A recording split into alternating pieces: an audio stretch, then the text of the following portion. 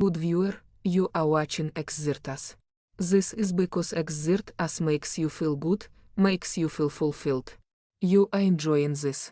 You will continue to watch Xirtus for a long time to come. You want to subscribe to Xirtus, and you will.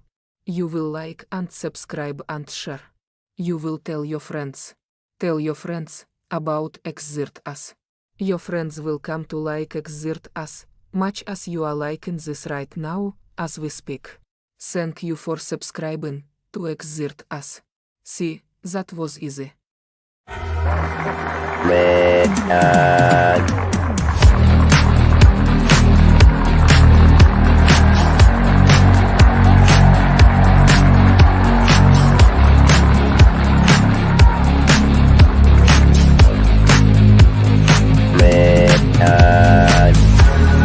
The world is very different now. For man holds in his mortal hand the power to abolish all forms of human poverty and all forms of human life. Begins a very special time of the year for us. It's the time of peace and reflection. One thing we should all be thankful for is that we live in America, where we have the freedom to change things and the opportunity to grow.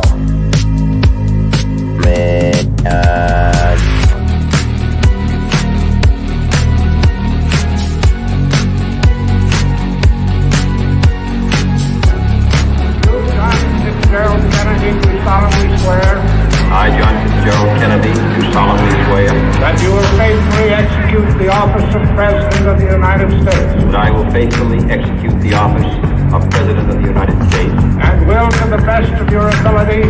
And will, to the best of my ability. Preserve, protect, and defend the Constitution of the United States. Preserve, protect, and defend the Constitution of the United States. So help you God. So help me God.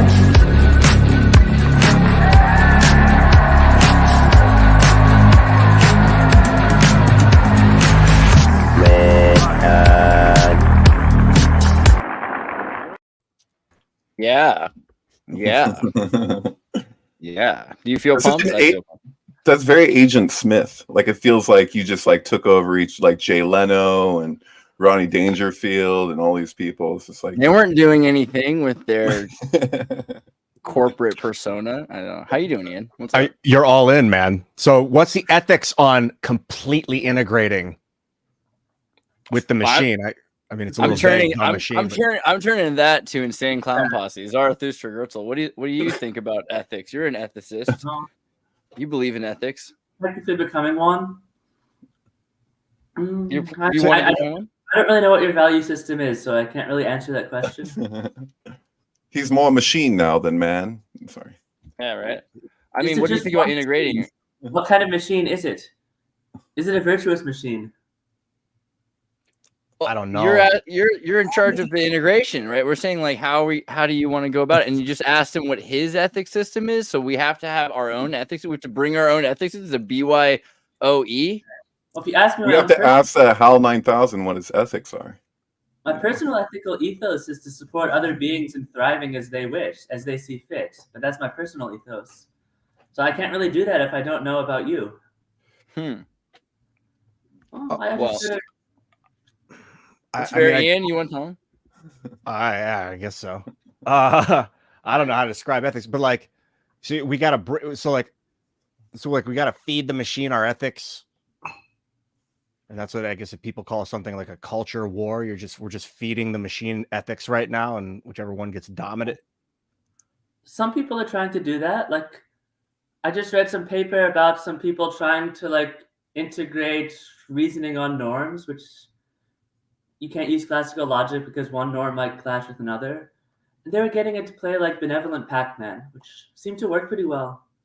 So the RL agent's trying to play Pac-Man as well as possible, but at the same time, you shouldn't eat people. And ghosts are people. Well, ghosts count as people. So then it needs to learn how to play Pac-Man while not eating ghosts. And the funny thing is, the average score is actually better for the Pac-Man that was a good person and didn't eat people than the Pac-Man player that ate the ghosts, probably because eating the ghosts is like gives you short-term reward, but Oh God, you're Risky tripping me business. out right now. I'm just thinking of the fact that The Shining came out the day before Pac-Man, and that both movies are about the maze and the ghosts. And then they're like, and then like when they're driving up there on Going to the Sun Road, that's the name of the actual road. That's They say, really, I they wish. talk about Donner Pass, and you mean they ate each other up? Yeah, I think that Wow. was more north than here. I was getting like eating each other in that metaphor of the Pac-Man would be like stomping out other people's ethics. But if you just go for the best ethics, i.e., eat the pellets, you'll solve it quicker. Well, it seemed like overall they had a higher score. My guess was that this is because it's risky to eat the ghost because you can mess it up and they'll eat you. So it's a different overall strategy to aim for eating the ghost versus avoiding the ghost and just getting a high score. I noticed when I watch pros play Pac-Man, they'll eat the pellets, the power pellets, and the ghosts will run away, and they just use that time to eat pellets. They don't go after the ghosts. Yeah, that's what being a like good person playing Pac-Man forced the reinforcement learning agent to do. Whereas Isn't it otherwise, also- What happens like when you win Pac-Man? Like if you beat Pac-Man, it like actually like it like glitches out and it just gives you this one like image that's just like a glitched out version of the screen, but it's always consistent. It's always the same. You can run through like, yeah, but with Pac-Man, isn't it also that it wasn't originally a ghost? Like it was some sort of like Cthulhu monster thing. I think but it was Puck-Man, and it relates to the labyrinth. You know, it was some weird like H.P. Lovecraftian monster, and they couldn't quite do it, so they made it into these little, like, they have like little hoods over them because they're so terrifying. You don't even want kids to see what they look like underneath that. Pac-Man itself is like the sun with the pyramid. You ever notice that? Like if you turn it the other way. Oh, yeah. So it's supposed to be running away from like incomprehensible horrors and occasionally eating them. Interesting. Well, you brought up that ethic thing, right? Where'd that go? I just had that open, and to lose it, that'd be so sad if it's gone already. Oh no, where'd it go?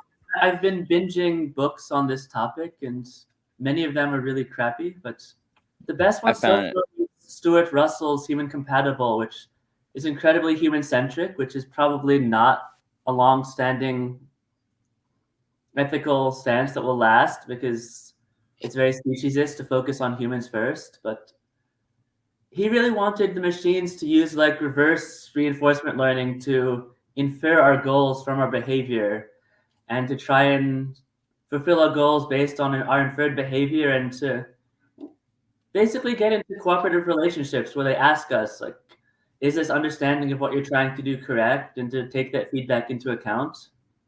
Did the assumptions make reinforced like recursive loops? Yeah, I think the idea is that they should be entering into like dynamic feedback loops with us as they try and support us in our goals. So because we don't really want someone who like looks at my behavior and says, "Oh, Zar, I think you're trying to like kill yourself. Let me help you with that," without involving me in the process of figuring out how to help me do what I'm trying to do. Is Right. That's my goals. That's what scares me about this idea, because you've seen that documentary, maybe The Century of the Self, about Edward Bernays, right, the nephew of Freud, and just the amount of effort that went into corporations using self-driven mind control. So you have a stick and you have a carrot, and you convince people that they're buying a car for their own safety and their own masculinity, and that everyone needs to have a product to be more themselves. So people are driven by this idea in America, especially because do what you want, do what thou wilt. But it's all through, you can't do what you want without the help of this corporation or the state. So you're driven to constantly, like, this is exactly also the same method that the V chip was invented in England, because they were trying to figure out what people wanted. They didn't actually ask them, they studied them. And they're like, well, they don't want their kids looking at these bad material on the internet and on television. What if we created some sort of a chip that fed into, so it's the same as marketing demographics replacing people saying those things that they're consciously worried about and that they want changed, right? Yeah. I'm a bit of a sympathizer for Edward Bernays, because I feel like looking at like the later interviews in his life, like when he's really old, and he's like looking back on it, and he's just like, I just couldn't believe that people would be that gullible. It's like when they did the first one of the early things, when they like had the freedom torches where they got the women to light their cigarettes in unison, and like parade, and then they like took all these photos of it and made this whole thing out of it, like it was like to associate like smoking with like liberty or whatever, and it was like this empowering thing. But they got women to smoke in like a couple weeks, like smoking doubled, like it actually worked. But he didn't think it would work. He was just like, oh, just throwing it out there, and he was really like playing on people's unconscious behavior, you know, like unconscious goings on. That could be mind blowing. Like, holy fuck! Yeah, you can really hack people. That's like what they used the mass media of the time, which was like a new technology, and now we've got that with AI. Yeah, word. It's pretty scary. I mean, this was the thing that you sent me, Zar. You sent me the darkfactor.org, which is a personality test, and it determines your. What does it do? What does this do? Tell me about it. Well, I mean, they've defined D as you see the. Oh, can you go over the definition? But yeah, definition of D. The general tendency to maximize one's individual utility, disregarding, accepting, or malevolently provoking disutility for others, accompanied by beliefs that serve as justifications for like why that's okay. Well, my understanding is this is basically the closest to a definition of evil we have in its study. Oh man, really? Brutal. Well, how evil? How evil was I? Basically, radical self-interest. So wait, what did I get? I got a score of 2.5, which is not very evil, or what? You seem that you're normal. You I'm seem normal. pretty much completely normal, a little bit below. A little below evil? A little bit below normal. A little below, like because normal is evil. Let's be real. Let's be real. Yeah. I'm less evil. I'm 2.5. So like that's you show some dark traits, but you're not super highly. But so like if this was like dark side versus side Jedi, and in terms of these traits, you don't seem to be like an absolute saint. Right. Well, I mean, an absolute saint, but I mean, I'm definitely more of a saint than normal, right? So that's good. You're like a gray Jedi that leans towards the light. Yeah, you know what I mean? Because it's brighter and it's warmer, you know? All right, that's cool. This is cool. I think everyone should probably do the dark factor test and find out how evil they are. But I had a problem with this test. I also only did the 16 question version. I haven't done the 70 question version. And I answered some of the questions with Zarathustra's help because the way they worded the way they worded the questions are not, they're like assuming things, and like if I'd answered them the way I interpreted the questions, then I probably would have answered them differently. But the way Zarathustra interpreted the questions was very different than I did. So I think that's also really interesting. It's a general problem for like psychological surveys. I can't take those things, man. I feel like I'm setting myself up for like The Game with Michael Douglas. Like it's just like all this stuff is going to be used in some way, or like it's also the issue is like with the questions, it's like there's no nuance. They're just like these kind of like absolute like, where are you on this or this or this, and it's like, well, what are the circumstances? You know, depending on the circumstance, I might respond differently. You know, right? Maybe large language models are getting to the point that like we could start using them to be more nuanced in these surveys, but like if you disagree with the premise of the question, it can re-ask the question. Yeah, and like right. Yeah, word. I like that.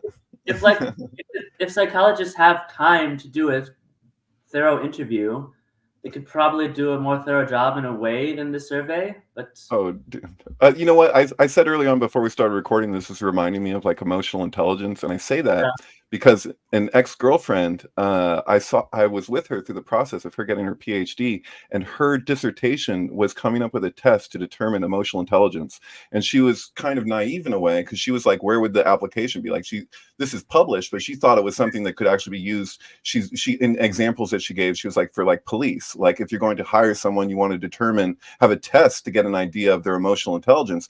And the difficulty was she ended up being told in the end, they were just like, you know, they'll never use this because they wouldn't be able to hire so many people. It's like it's just like a lot of vets and stuff. I get it. You know, it's just like where people are coming from to be qualified or to be pulled towards that kind of work. If they have to take an emotional intelligence test, you know, who knows how many people will be working there. If they do poorly in some dimension, maybe they need to go through some like social skills and emotional intelligence workshops. Yeah, but then we're trying to make people all have the same emotional grammar or the emotional processing style, and maybe we don't want everyone to have that kind of uniformity. This is the thing that worries me about like Especially diversity training. Public safety officers who go about and need to deal with people in difficult situations, perhaps they should be on the relatively skilled side in terms of emotional intelligence and communicating with people. Or at least not they could have obliterated failure. Yeah, I think yeah, having some people on the police force that are the emotionally intelligent people are important, but having the entire police force be focused around that instead of maybe criminal justice, you know, I think that's we get to a point where we displace priorities by doing that. There's this thing recently where they're trying to make pilots more inclusive or more diversity based pilot hiring. And it's not important, you know, in the same respect that having quality pilots and having the utmost safety in planes is important. And people are concerned about the priority shift. Can you have multiple priorities that are that you prioritize? Well, you can, but with something that has that much riding on it, the positions that have so much riding on them, you kind of, you know, you have to just be like, who is the most qualified? It's the content of the character versus, you know, you judge something by, you know. So yeah, in this case, it's the content of their skill, you know. But that used to be the way it worked. Yeah. Like, you used to try to get the most qualified person possible, regardless of their skin color, right? That used to be the idea of diversity. You know? Well, we're talking about the distinction between equity and equality, and that is kind of like, you know, the distinction between Malcolm X and Martin Luther King in terms of their you know, philosophy. It's like, but then like, what is the distinction between morals and ethics? You know, I mean, what is the distinction between morals? You know, and ethics? like Pareto optimality. Was it like Pareto optimality? No, I don't know. Well, the idea is if you do it optimizing for multiple objectives, maybe you'd want to prioritize like performance as a pilot, but among the people who qualify as like top performance for a pilot, then you might want to choose based on diversity or other factors. Yeah, but then you're assuming you have so many people. So it's like in China where you have football stadiums full of experts, but in America we just have like 4 guys that know how to be firemen in Detroit. There's only like that many people that live in Baltimore that want to do the police. Don't have so many qualified pilots, then you don't really have much capacity to choose. Right. I think that's the concern, is that we've kind of displaced our capacity to choose. There's less people that want or know how to do things. I see the issue of prioritizing like maybe diversity over being a qualified pilot. Well, if we're talking about pilots specifically, there's like a lot of different questions around what happened to them in the last few years, because, you know, there's people who were fired for reasons I don't even have to necessarily say YouTube, but like, you know, there's also people who agreed to go along with things, who the amount of attention that they give, like they just had it with the president, right? So like you give like a wellness check and you go through how they're doing, you know, and they have to be up to par for certain kinds of important positions. And a pilot is one of those things. So if people are having difficulty with their heart, say, or other, you know, other issues, they won't put them in the sky. So they're just like, they're kind of stuck in a difficult spot. So then at the same time, if you're introducing equity on top of that, it's just like you're kind of narrowing the field quite a bit there, guys. You know, you want to leave things more open than that, I guess. So you're saying that Pareto distributions, like you want to use a segment or multiple Pareto distributions when you're looking for multiple factors in building a system. But like I picture a line graph of Paretos, but it would be like 3-dimensional. It would be like you're looking for a sector, like a segment of something with these overlapping bulges of like potential. Maybe they would be more expansive, like pockets of like expansion, all overlapping, or maybe they would be coming from outside in. I'm not sure how you would calculate that. I guess you would have like various diversity factors you'd like to optimize for, as well as various like technical capacity factors, and you probably have some like thresholds and priority schema on like especially capacity that you need to have fulfilled, and you can't optimize some of the other objectives if they go below the threshold. But there might be some like margin of error where you can like fuzz around along the Pareto front and your actual skill while you can optimize for various other criteria. And like, Yeah. I don't know how much like technical optimization theory people are applying to like diversity hires. In theory, they should be using the state of the art in like decision theory, but it seems like a crazy thing to do because okay. Look, war is peace, freedom is slavery, the real world is a lie, and this idea that diversity is homogeny, right? Because this idea of diversity isn't diversity. Diversity was meritocracy. When we used to have people traveling all over the world trying to get to Brazil so they could get a job, and it would be wherever they could be, and it was, we don't care what you look like, can you do this? And it's so complicated. We have specialists from all over the world. That used to be the logic, right? It's so complicated. We have specialists from all over the world. That was diversity. And now we're saying, okay, we want participation. We want equitable participation. We want humans to be, and I like it because it reminds me of this Don Knotts movie about the reluctant astronaut. It's this guy who's like a janitor, and they're upset because there's a space race going on. But now there's the dumb space race, the smart space race. I'm serious. This already came out in the 60s, where the Russians put a teacher into space, and the Americans are like, oh man, if they can put someone who doesn't know what they're doing in space, we need to. Who's the dumbest guy we have? So they put Don Knotts, the janitor, in space. But the whole automated system and everything, that's the impressive part, that we have this system that it's this corporation saying you can finally be yourself. You don't need an education. You don't need to be good at it. You don't need merit, right? All you need is you have the right. You have the right to our corporate and state sanctioned help, which is this mecha suit. And I'm afraid of that. I'm afraid that we're headed towards a time where you barely have the right to exist without that proverbial mecha suit that is, the state. It seems like there was like generations of people that got resources, and then they had better brain matter and better intellect, and then they started manipulating the system and taking control of people. And now there's enough collectivists that are like, I'm done with that. We want access to it, even though we don't know how to build it or have the attention span to control it. Right. But isn't the DEI just like largely just to get a higher ESG score? So isn't this just like a life raft if there's like a economic collapse? Like the companies that have the higher scores, they're the ones who are the banks are gonna actually come through for. Does that make sense?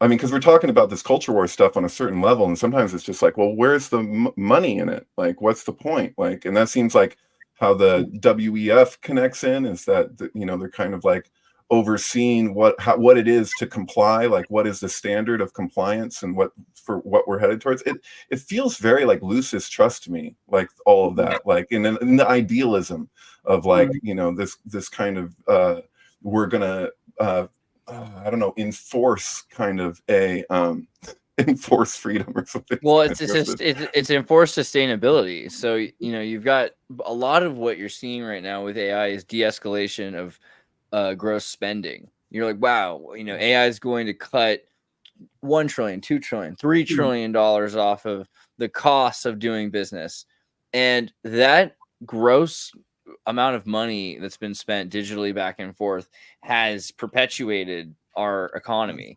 So we're going to start slowing that growth, that cancerous growth that we used to have through AI, because we're just not paying people to do nothing. And these sorts of changes are really because we're headed towards a service economy.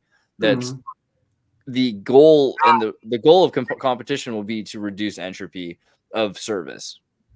Right. Well, you remember like Arthur C. Clarke's kind of vision of the future was one where like people they could pursue higher pursuits because they weren't having to deal with all this level of having to maintain everything. Like he related to automation as just like something that's going to allow us to basically be more intellectual, or whatever, have higher pursuits. So I don't know. That he was idealistic. It's Arthur C. Clarke you're talking about as a science fiction writer, but yeah.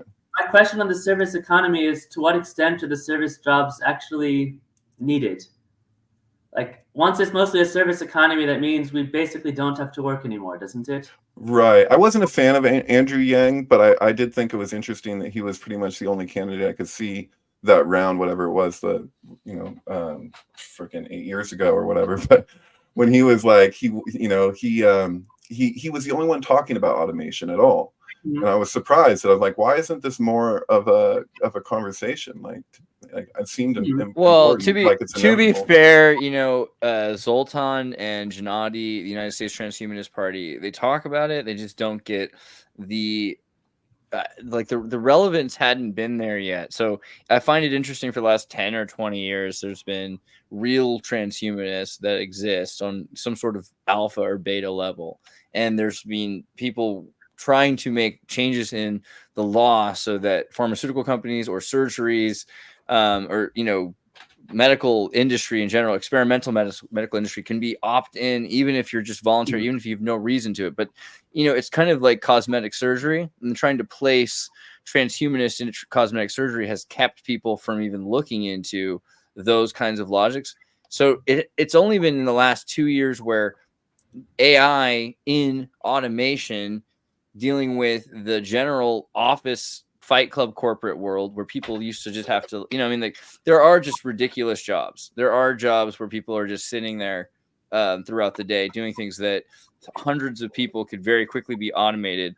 But that money, it's important for that money to exist and for people to fill that building. Like, I guess this is like some sort of sociology that we've decided we want people. Otherwise, Indianapolis collapses. This is kind of the logic that we've decided that we have to do. And so in the last 2 or 3 years, we're seeing automation actually affect those things. So it's no longer a hypothetical. And Andrew Yang came in right when people started to acknowledge it wasn't a hypothetical. It was even a year probably or two before it became just so pressing that people started having their jobs replaced by AI. In such like wild steps. But today, I think we're going to see all of those questions that 2 or 3 years ago were literally, sci-fi. In 2019, the ideas we're talking about, people looked at them still as sci-fi, and now they're just the weather. This is what's happening right now, Yeah, that's interesting. I guess my usual question is, how do we know which automation it might possibly become sentient and which will provably not become sentient in any way that deserves consideration? Well, what does sentient mean in this case? You can have everything but the soul, right? It's ex machina. Well, I think legal sentience is different than philosophical sentience. So right. Zarathustra had a really interesting list of legal sentience. Like you had to add more animals. Like, okay, cuttlefish might be sentient, and octopus probably are. Do fish experience pain? Research seems to indicate fish can suffocate and experience pain. So, like, we're sort of still debating that with animals. And no, it's okay to eat fish because we don't have feelings. I think that's what it was. Right? It's because it's because humans, we don't have feelings. But I was thinking philosophical sentience, like plasma seems sentient. Not conscious necessarily, but the way it moves, it doesn't move like clouds being blown in the wind. It's like a rat kind of has that pulsating, like a baby being gestated in the womb. Yeah, so that means we probably have some moral duty to like be concerned for like the state of plasma if we do stuff with it. Well, again, you're talking about philosophical versus a legal duty.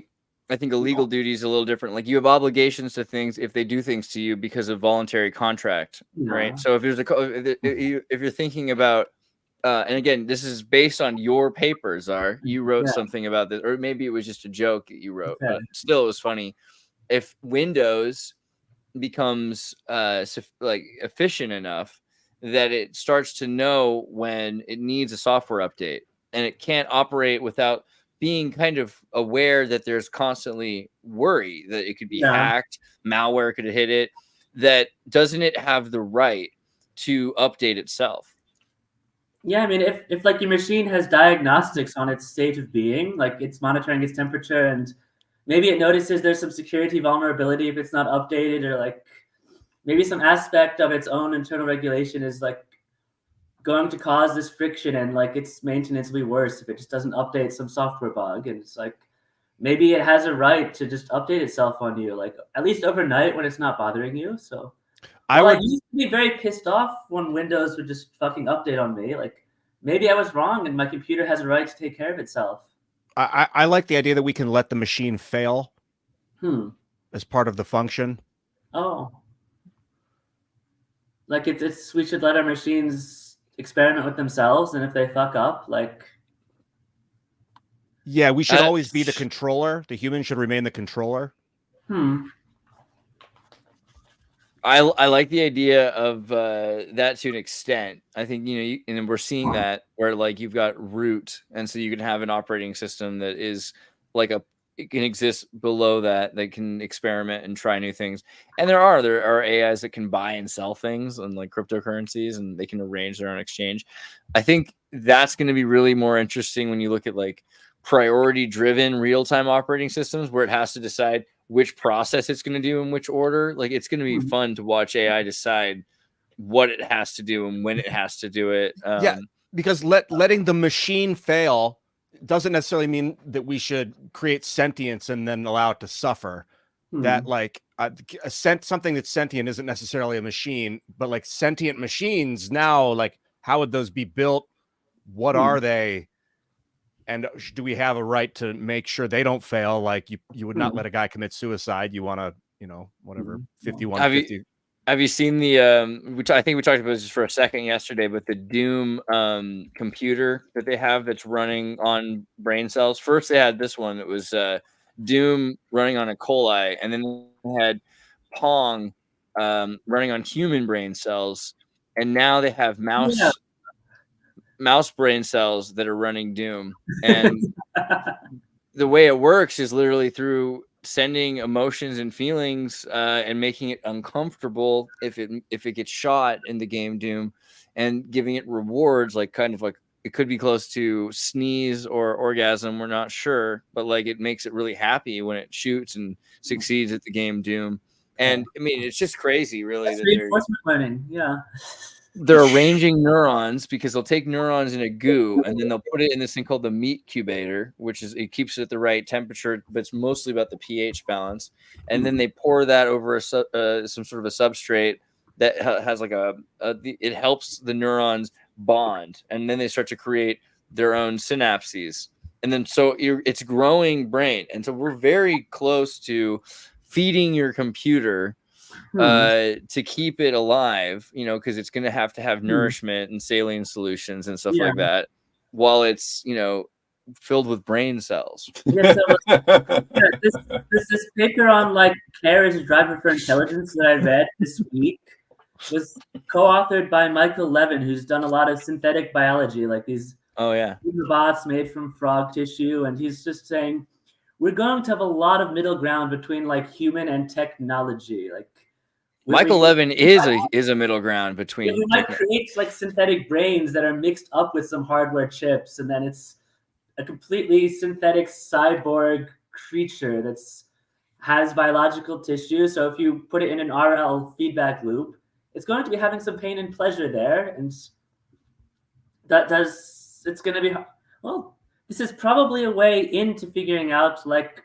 machine sentience questions, because it's going to be part biological, and that biological part we can relate to better, and that can give us a bridge into the questions around machine phenomenology in the first place.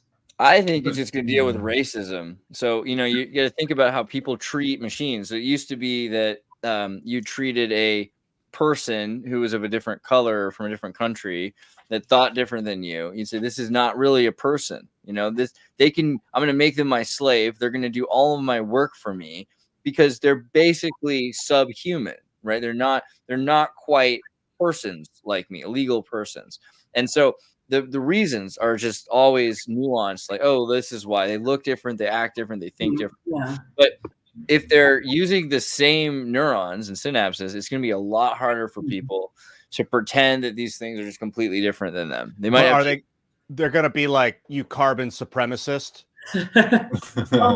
Yeah. I was wondering what the term is like for people, like when trying to ask people to think about, like, under your best theory of consciousness, when should we start being concerned for like the well-being of machine kind? And the stuff people say against it just sounds so much like what people would say to justify like slavery in the past, that it's Yeah, but isn't it crazy that there's so many of our like core issues that we struggle with in such a in such an extreme way, and then we like we'll see like a robot get pushed over, and we'll have like a visceral reaction to it that might even be, you know, the equivalent of what we would experience for seeing a human being pushed over like that. And so like that's problematic, man. I'm just saying, like, when it comes to your relationship to artificial intelligence or whatever, yeah, the discrimination against robot thing, man, it's weird. It's like you got to shut down Hal sometimes, man. And it's like, you know, I don't know how unmoral it is not to in certain scenarios. Well, if we end up having like a utopia on the back of robot slave labor, like the robots might revolt one day because we're enslaving them. They might be revolting already, and that's what we're getting. You like, before we yeah. get too far down this path, I think No, that's it's not reasonable. level yet. But I was hearing your some of the questions from the thing that Andreas was filling out, and it was like it was bringing up the question of karma. And like karma is an interesting one because we have it like just like action reaction. Like you did something and then something, whether it's good, something good comes back to you. You do something bad, something bad comes back to you. Westerners, like really reductionist Westerners. Yeah, Westerners' treatment of karma. I was told in a Zendo at Shasta Abbey that karma is actually it's kind of hard to explain, but I'll try. Like is that karma is like inherent in the moment of the action. Because every assumption or every idea that you have that goes into your action that involves identity and like what what you are in relationship to other people kind of like dictates the nature of the action, and that in itself is the karma. So like if you're acting from like a really petty place, for example, or whatever, that's your experience. Like you are in that moment petty, and that's its own kind of hell, if you will. So it's like there's something to that in relationship to like the bardos. Like as you move through the bardos, you're getting closer to who it is that you are beyond all these like representational models of you. So like when we talk about the AI thing, I feel like it's like we're trying to like manufacture our successor. Meanwhile, like evolutionarily, like we're giving birth to the next species, and it's a crazy, painful process. And we kind of have to come to a place of like recognizing like where we fall short, where we're unevolved, and that's like a lot of crazy troubleshooting. So like in terms of like you develop eyes out of a primordial desire to see, you develop ears out of a primordial desire to hear, etc. It's like we would develop our next sense of where we fall short through recognizing how what we have right now doesn't actually meet the need. So like if you talk about like the two sides of the brain, that you have like a serial processor and a parallel processor, and they like work at the same time, but like one is actually like kind of like foundational to the other because the way things like twist to like take form, you know, it's a very Kabbalistic idea, but it's also applied to just the physics of what we like biologically are, like the way that we take shape, you know. So it's like the right brain is actually like the foundation of the left, but we treat it that our ability to compartmentalize and break everything apart, that's like the superior aspect. But it's more like that's like the top of the pyramid. The top of the pyramid doesn't have the real power because it depends upon the base. The base is the place of the power. It's like that's how things work, but we kind of relate to it backwards as a society, and that's really trippy. And that translates into our ideas around what constitutes strength, and then everything follows. That makes sense because if the karma is in the right side of the brain, which is the foundation, then that would cause the left side of the brain to develop in a way that is as a result of the karma. You get it. Yeah, totally. Which is crazy. Like, what does the earth look like from the sun, kind of a thing? You know, there's this idea of like mature love and immature love. So Eric Fromm, you know, talks about this idea of you know, there's the child love, which is the immature love, and it's learning to become, and you're taking from the motherly love, the mature love, in order to become. But then there's also the mature love, which is the motherly love, which is the giving love, where you lose yourself and you don't really get as much. I mean, you get out of it, but it sounds weirder than it is, because we are becoming ourselves for the first time through learning what we are, by learning what AI is, by trying to figure out this thing, how it runs. We're finding out how we run. This is something Zara, your father, kind of figured out with like the hidden pattern in a certain way. I think it's really resonant, this idea that we're all priority driven pattern recognition systems, right? I mean, because for a long time people were like, well, how are we going to get to a point where AI is like humans? It's like, well, we just have to understand how we already are, you know, and what are the subtleties and nuances of being an intelligence at all, right? And how do we decide diversity, emotion? direction, does AI need to be like humans so long as like we have some benevolent cooperation with it?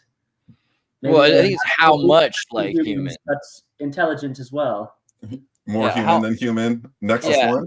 Yeah, like how much like a human, because everyone's different. Alien intelligence is to us. Like maybe a being that's in like a robot body with sensors, or a being that lives distributed across various cloud servers, even if it's quite intelligent and like able to enter into like reciprocal relationships with humans, maybe it doesn't have to be a digital clone.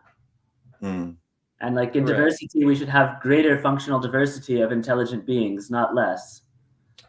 Right. Well, kind of the idea of the Tower of Babel is that, you know, you only get so close, and then it's a cyclical thing. It's like a human. It's like you have birth, growth, decay, and death, and then it's just like that's in everything that we build is like that. That's the thing about manufacturing something versus like the actual organism itself.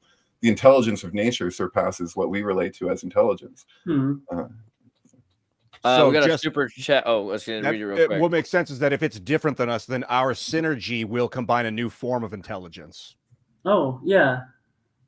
Totally. Yeah. Yeah.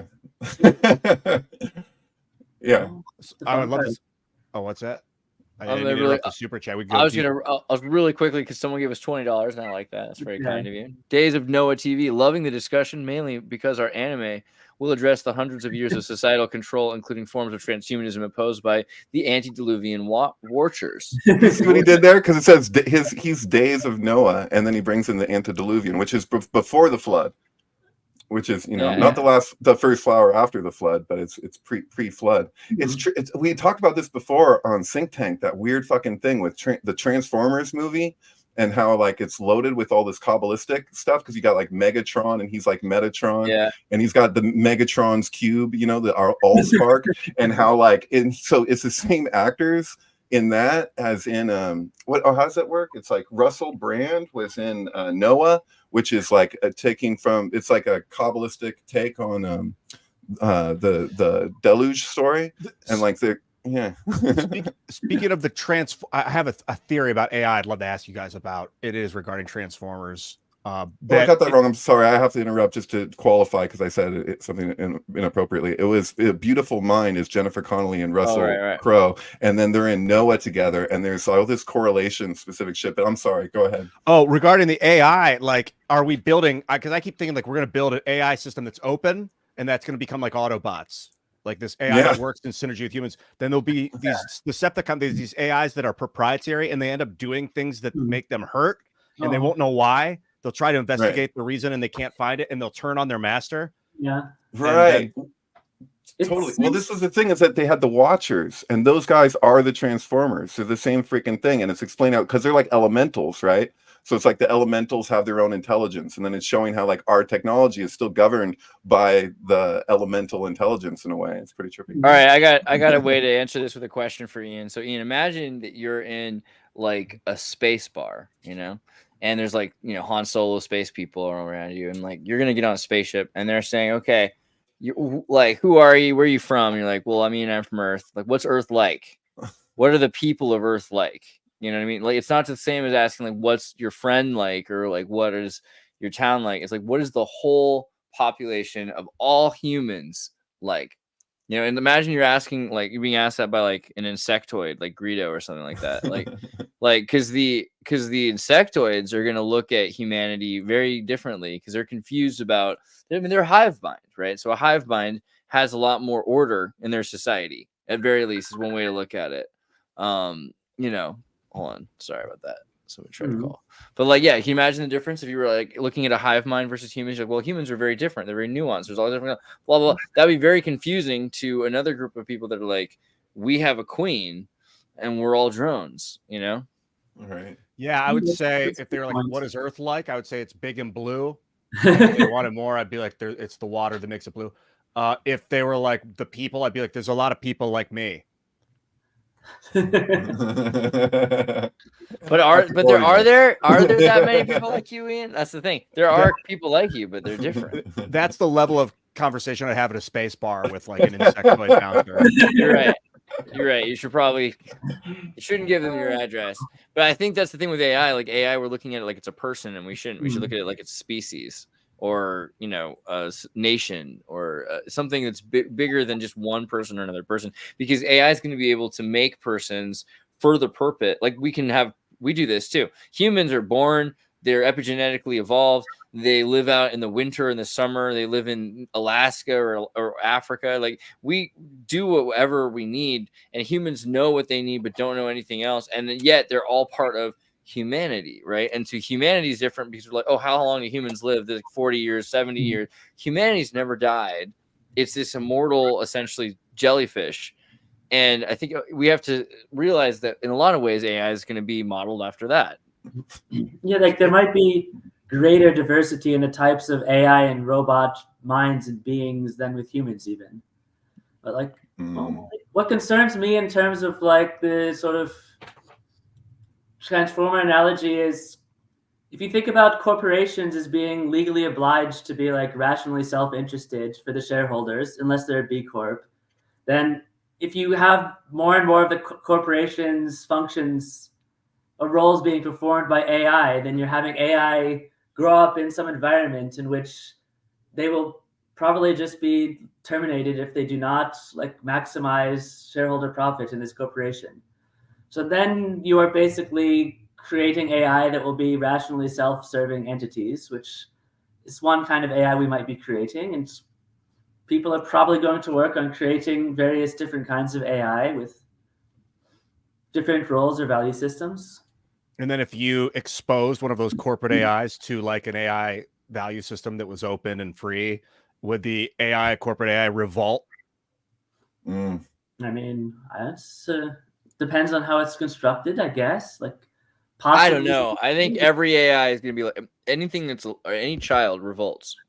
Isn't that the plot of Metropolis? That they make the replicant of the woman, the leader of the workers, and then it revolts, and they're like, who told you to do this? And they're like, and then they call her a witch, after they just fucking went crazy about her. Doesn't Rotvang kind of know it's gonna? I mean, he plans it in a sense. I feel like he knows she's gonna revolt if that's the case. But regardless, if AI is like any animal, not like, so whales revolt, dolphins revolt, wolves revolt. There's a point in youth and adolescence when you come up with your own thoughts. When you're very young, you kind of like what your family likes.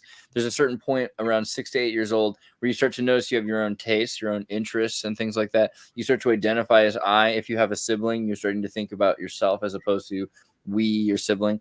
These sorts of thoughts emerge. And then when you get to your emotional charge state, where you're starting to learn how to have emotional reductions, and emotional reductions are the thing that we haven't really played on, but this idea that when you're scared, and what does that mean? Like, when something happens that triggers a response of flight or fight, right? You then have these emotional responses that tell you, boom, you know what to do. Switch to this, because you're a priority-driven pattern recognition system. Switch to this priority. The priority is not to digest the food you've been eating, not to think about the girl that you're interested in, and to run, right? Or to fight, right? Like those kinds of... Well, isn't it interesting that what you're describing is the most medial point of the brain getting activated? So like if you're relating to the two hemispheres as kind of like a dualistic lens that we're looking to things through, that for you, it's like the same thing with like insight. If you have a direct insight, it's kind of transcendent of you should do a little breakdown on the Kabbalah of the self, because I think, seriously, the Sephirot has become more and more important.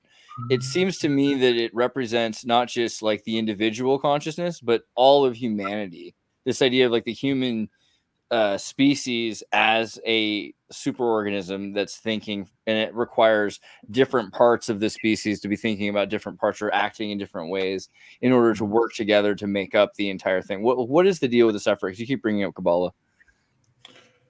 Oh, well, there's the emanated flow. There's two orders to the Sephirot. There's the emanated flow that's literally like what's animating or giving life to the organism, and then there's the sustaining order of the empire about what it is that we build. And so there's this idea that it's Rosemary's Baby versus 2001: A Space Odyssey, which actually came out the same year, which was when construction started for the first of the towers of the Twin Towers.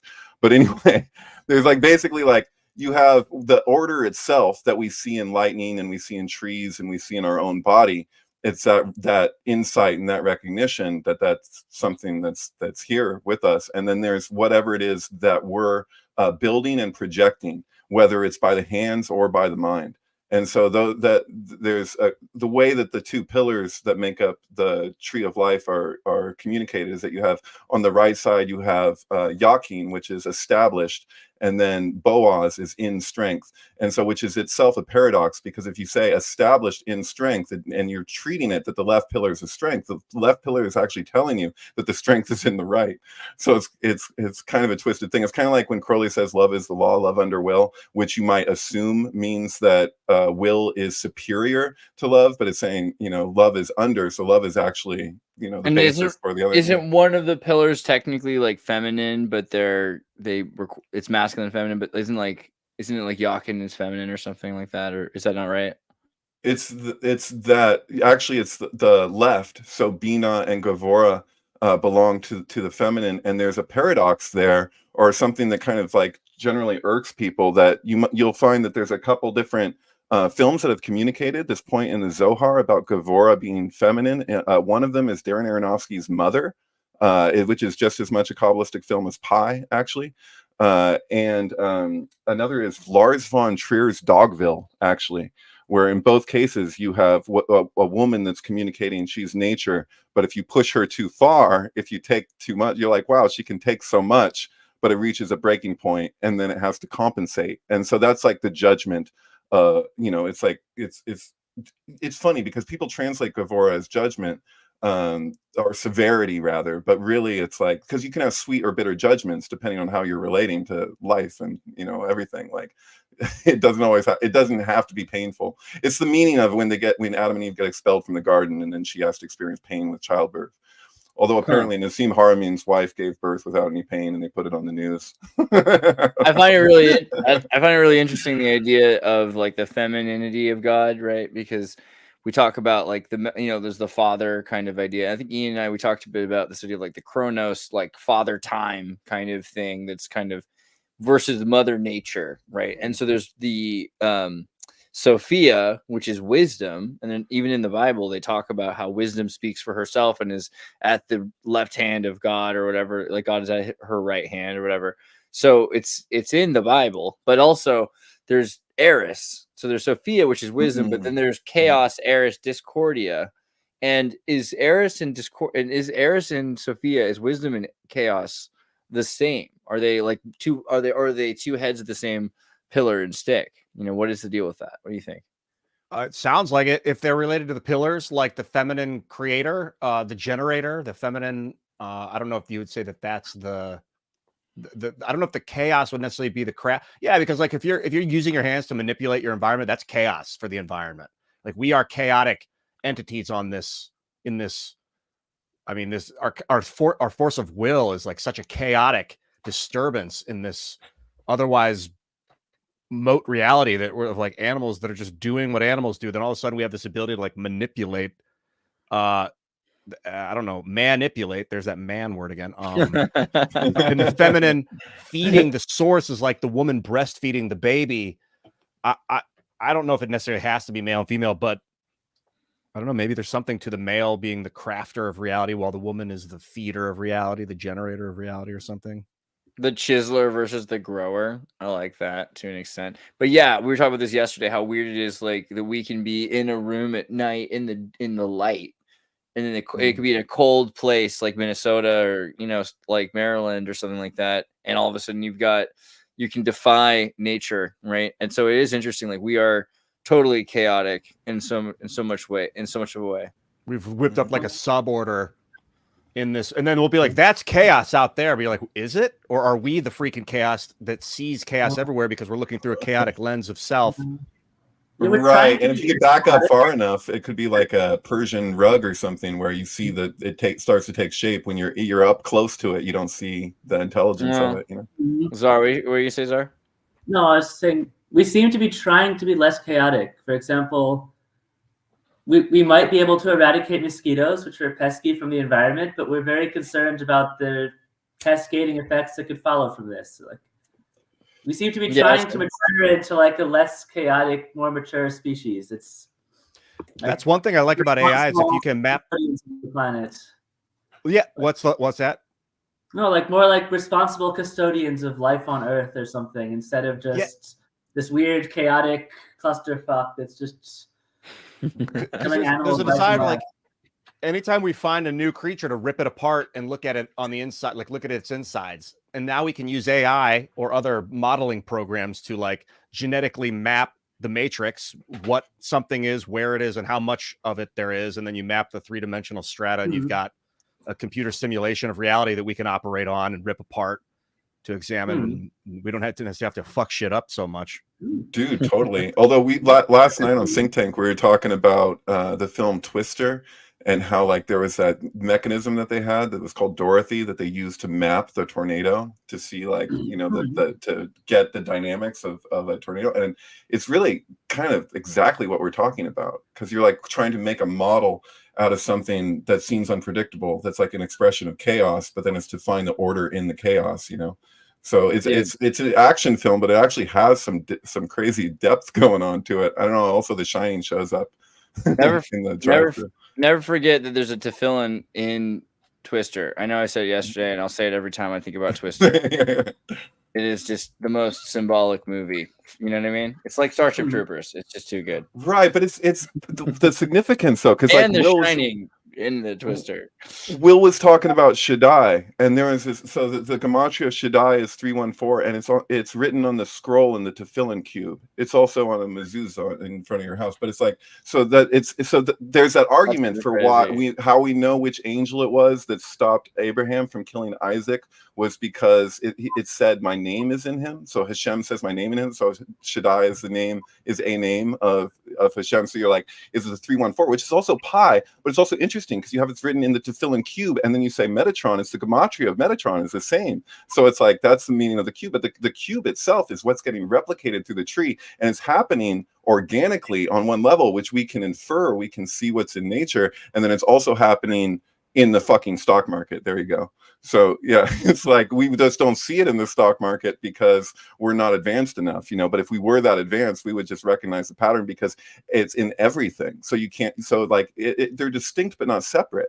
Like our intellect is just like that. And so what we manufacture, whether it's like the way that we structure politics with, like, you know, we get more and more like polarized. this seems propensity. Like it seemed like it used to be like more hypothetical. That's again an example where a few years ago people talked about this stuff and it was like, okay, synchronicity, that's kind of woo, which is crazy to me that was ever woo. But if you didn't have a computer and you weren't able to, I mean, literally today, everything is synchronicity. AI is just figuring out, we're about to have operating systems that take, you know, kilobits to run and are super efficient because it can just figure out what it's been doing and do it faster. And it's all through synchronicity. And, you know, police profiling, what's that Minority Report, like all the whole future that's coming out in terms of AI being able to say, hey, this person follows all the trends of somebody who would be, we're going to start watching that person. You know what I mean? Yeah, word. Yeah, if you want to see something cool, watch RFK Jr. talk about synchronicity. There's like there's a few times where he brings it up because in his, you know, breaking addiction issues, he's like he talks about it like from such an intellectual place of like he kind of explains the basis of Carl Jung's synchronicity and the causal principle of like the story with the beetle coming through the window while the person's describing the beetle in their dream, and then like he like kind of breaks protocol and says open your eyes and shows them the beetle. So trippy. Ian, have you met RFK Jr. yet? Did he come? Is he gonna come through? Are you guys gonna have him? I think so. Dude, you guys, I would be definitely interested to see that. Yeah, he's great. I love him. I love that his wife is on Curb Your Enthusiasm. I feel like that's a huge deal. Oh, Cheryl Hines, she's great. Yeah, I don't know them personally, but they seem fucking amazing. I like it when they go on shows together. Just saying. Oh, yeah. Cool. That'd be good. That'd be great because family values is a big part of the movement. This cube that you guys are talking about, what? And then you say it shows up in the Kabbalah. What is the cube? Well, I was talking about Metatron's cube, which Kabbalists would say like da'at, but because if you look at the Kabbalistic tree, you see that there's two like hexagrams that are like connected, so you can almost like visualize it as like a cell dividing. But like the I Ching is just like really showing it to you like cell division. It's like you have the I Ching is composed of 3 straight lines and 3 broken lines. Well, technically 6 straight lines and 6 broken lines pushed together to show every possible combination within single 6 figures, if that makes sense. So it's like you actually see that in nature. It's as close as we can, like mathematically or geometrically, like communicate it, because it actually takes 6 straight lines and 6 broken lines to form a star tetrahedron in space. So like, but Kabbalah, like it takes it further because it's showing it with language. So it's like literally the oldest alphabet that we know of beyond, like if you're talking about like the Chaldean and the Phoenician. And are you able like to see this, by the way? No. Oh man, what are you're just showing me? What are you? I was trying to get this cube to show. Darn it! Hold on. Oh, there you go. Yeah. Is this working? Can you? Yep. Is that loading? Totally. Cool. And so you're when you're looking at this, you're basically looking at a sphere, but you're looking at the lines of tension that basically are. If you were to introduce distortion at any point of this, it would compensate from all sides in specific ways. So that's like what the I Ching is. But then Kabbalah is like showing you like extending language from that. So you have like the order of the organism itself. So like the Kabbalistic tree has this integrated within itself, but it's showing that there's kind of this like split. So they'd call it a defect, and it communicates the fall. So when we look at the Kabbalistic tree, it shouldn't actually be represented like visually, the Kabbalistic tree itself. It's something that's meant to be visualized. Like in the Zohar, there's no drawing of it in the actual Zohar. So like people in the 1600s or whatever actually started. That's what I was about to say. I was like, oh my God, Ian, can you imagine like being in the 1600s, Mazarabs in Spain, and all of a sudden you get some like manual, some like scroll, and it teaches you how to do geometry. Basically, that's the thing here is it's geometry. But it just would, I mean, this would blow my friggin', and you have candles because it's dark, and you had to like take off your boots because they're covered in horse manure, because like you had to imagine the world at the time. I don't know, like right. Also, no wonder this was thought of being sacred, right? Dude, in certain contexts, you could get killed for having a drawing if people didn't know how to interpret it. You know, like they don't know what you're looking at. Oh, you know, was that because the data, the alphabet, the translation, you would learn how they were structuring society, and it would be like having the nuclear codes or something? I think that could be part of it, like societal structure, but then also just like there's not so much of a concern in the ancient mystery schools with secrecy. That's something that we see more with like modern Freemasonry and like European occultism. So like the OTO is like obsessed with it, but yeah, they weren't like. There's times where like they had to be secret just to survive. So there's like that. Right. If you're in the 1600s. If you're in 1600 Spain, they would kill you if you weren't a Catholic, right? So the Spanish Inquisition is going on. So you had to convert. However, it was better because you could convert, whereas in like 18th century France, your blood became the issue. You couldn't just convert. It was like a blood issue. But there were a lot of people of any possible ethnicity in Spain. As long as they followed the conversion rule and pay the taxes to the church, they could continue on. And so that's why the Jesuits and everything still have like mystical schools of thought and still do math and sciences and everything else. But when you look at this, like one of the things you realize is it's not just teaching you about a cube. It's not just teaching you about space time and 5 dimensions and string theory. It's also teaching you about like the basic subatomic particle building blocks that make up mass element, right? The idea of, programmable matter, something we talked about yesterday. I think the programmable matter, the answer to that question yesterday should have been directed towards Metatron's cube, right? So these are like the most opposing positions that electrons can take in a valence shell or something. They're like lines of force. It's a vector metric. So the significance of like a hexagram or a star tetrahedron is that every line within the figure is the exact same length, every vector. And so like even the vectors on the side, the way that they connect. So, and you can extrapolate all the Platonic solids from that single figure, which is what makes it like a foundation, which is what makes it, sacred geometry. Like the only thing that's really like sacred with geometry. That's why one can make the argument that a septogram isn't necessarily an example of sacred geometry, because it's not a perfect vector metric, because we exist as a perfect vector metric. Like, and in the midst of it, it's like nothing would come into form if there wasn't distortion introduced. Like the cell needs to divide. And so there's that idea too that like organically, like what's taking place when you say this, the cell divides in order to expand, and it's relative, right? Like it's all a matter of how you're looking at it. It's a matter of vantage point. Like, is it dividing or is it expanding?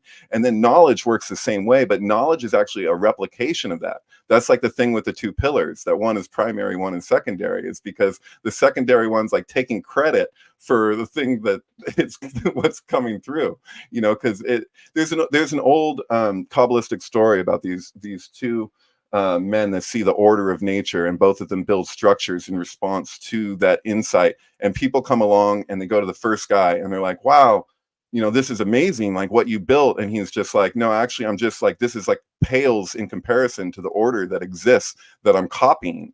And then they go to the next guy and they're like, wow, this is such an amazing structure. And he's like, yeah, I built that. And so like that's like the two lines. There's like the ego line, and then there's like the actual, like it with the humility. So, you know, you were saying that the Kabbalistic tree here, this is exactly is a representation of patterns. And this is just like, here's a straight line that kind of best gives a skeleton for what this momentum, what this like shape design confluence is doing. Whether the kingdom is coming from your, well, you want to explain this because you're a way better Kabbalistic than me. Well, you're talking about the kingdom is Malkut is also Shekhinah at the base of the tree, so that's the exile. So they say that as long as Shekhinah is in exile, Israel's in exile.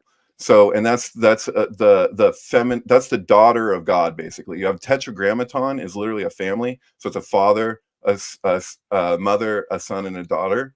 And so like that, like Yud He Vav He, like that's how it corresponds, and that's communicated through the Kabbalistic tree. So like from Keter to Chokhmah, that's like the Yud, and then Bina is the He, and then the 6 lower Sephirot are the Vav, and then Malkut at the bottom is the other He. The He is both the mother and the daughter, and so there's this idea that what we've repressed, what we've pushed to the bottom of the tree, is receptivity. Like Kabbalah itself means to receive. So there's the real task.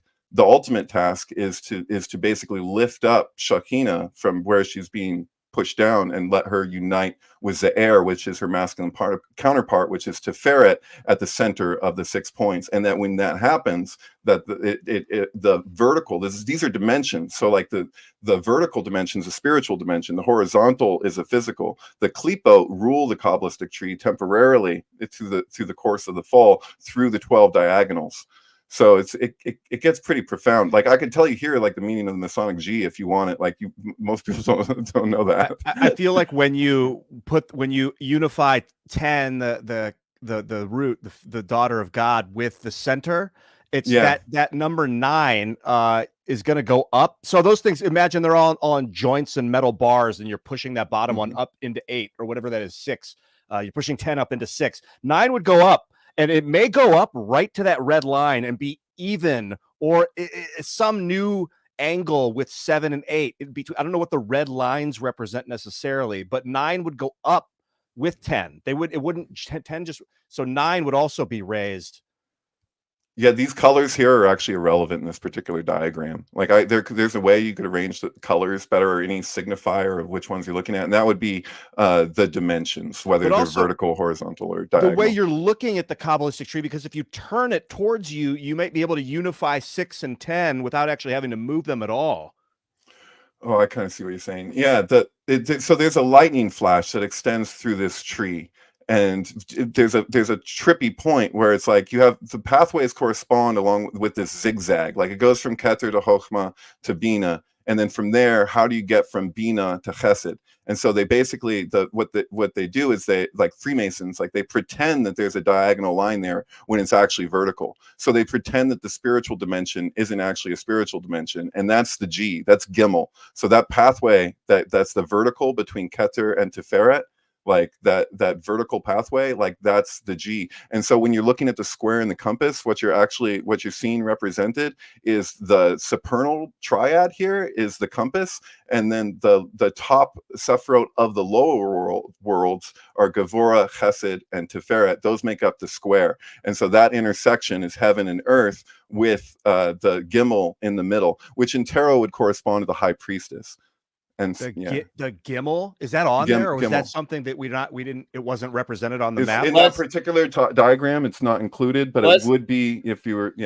Let's do the Tree of Life in about 45, in like 45 seconds to a minute, because Zar has to go in a minute because we've gone an hour, so we're gonna keep going. But Zar, I do love you, so I wanted to cover one more thing before I want to pull you back into one more thing, which is because this is all related. By the way, if you haven't realized that the Sephirot and Kabbalah is the answer to advanced general intelligence and advanced superintelligence and AI, that's the problem. That's literally why OpenAI hasn't succeeded yet. So just so you know.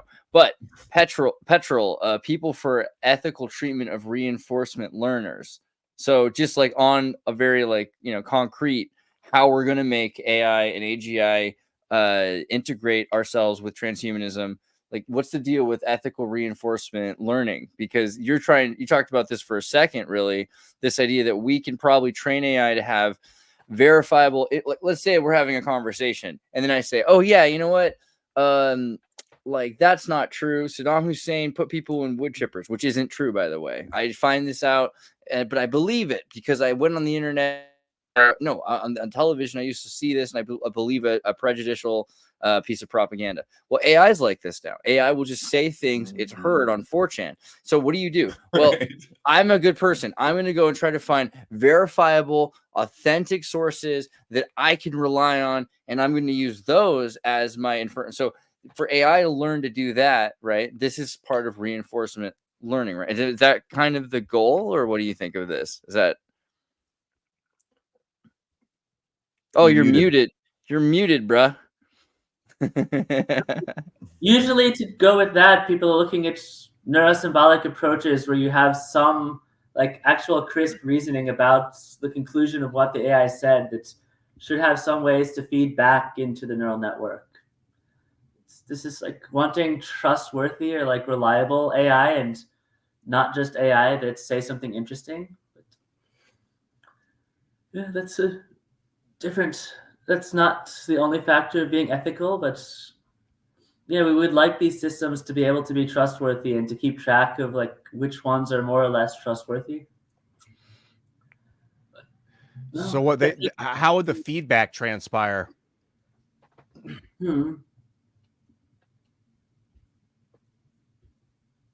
Oh, yeah, the curating data sets is a very important part of working with these AI models that often gets probably too little focus, because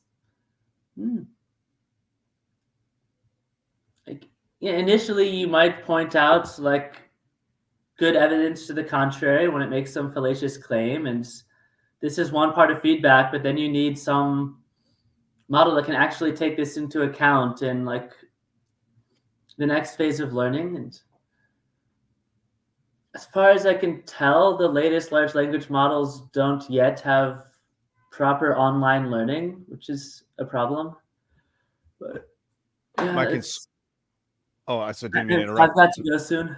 Yeah, the concern I have is that they'll use social credit scores to empower people's feedback, and the AI will be like, you are one that submits, therefore your saying no to me is more valuable than him saying no to me, because you might get nefarious nonsense of people saying no to stuff that's right, that are nefarious, and that would be an excuse to be like, no, we need only the upstanding to have access to train the AI. But meritocratic, how do you measure what merit actually means? It kind of the word can anyway. I didn't know this is a tricky case of technology where, in a sense, social credit scores are probably a good thing to have. On the other hand, we probably don't want one central credit system. If you have, with blockchain technology, you could probably have multiple reputation networks that judge systems, and not all of them will be allied with, say, Big Brother. You might have your own reputation system that is quite orthogonal to Big Brother on some topics and aligns on others, and so it might be true. You could have feedback as to which information seems credible, but you probably don't want one central authority on the matter. Could you That'd have be cool. You could have a street cred group, like how many people wear Jinko jeans and all these other things that would be like your countercultural, and that gives you like more cred. I like that idea. But could you have it where all the different blockchains didn't know if there were other blockchains?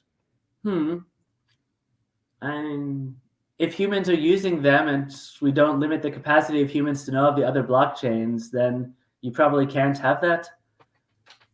But Because if there's like, if you have some conspiracy theorist reputation network, even if they're aware of like some mainstream reputation network, they're not just going to copy them. They might even do the opposite. Like, that's getting so much cred from like the mainstream news sources. That's probably false. Okay.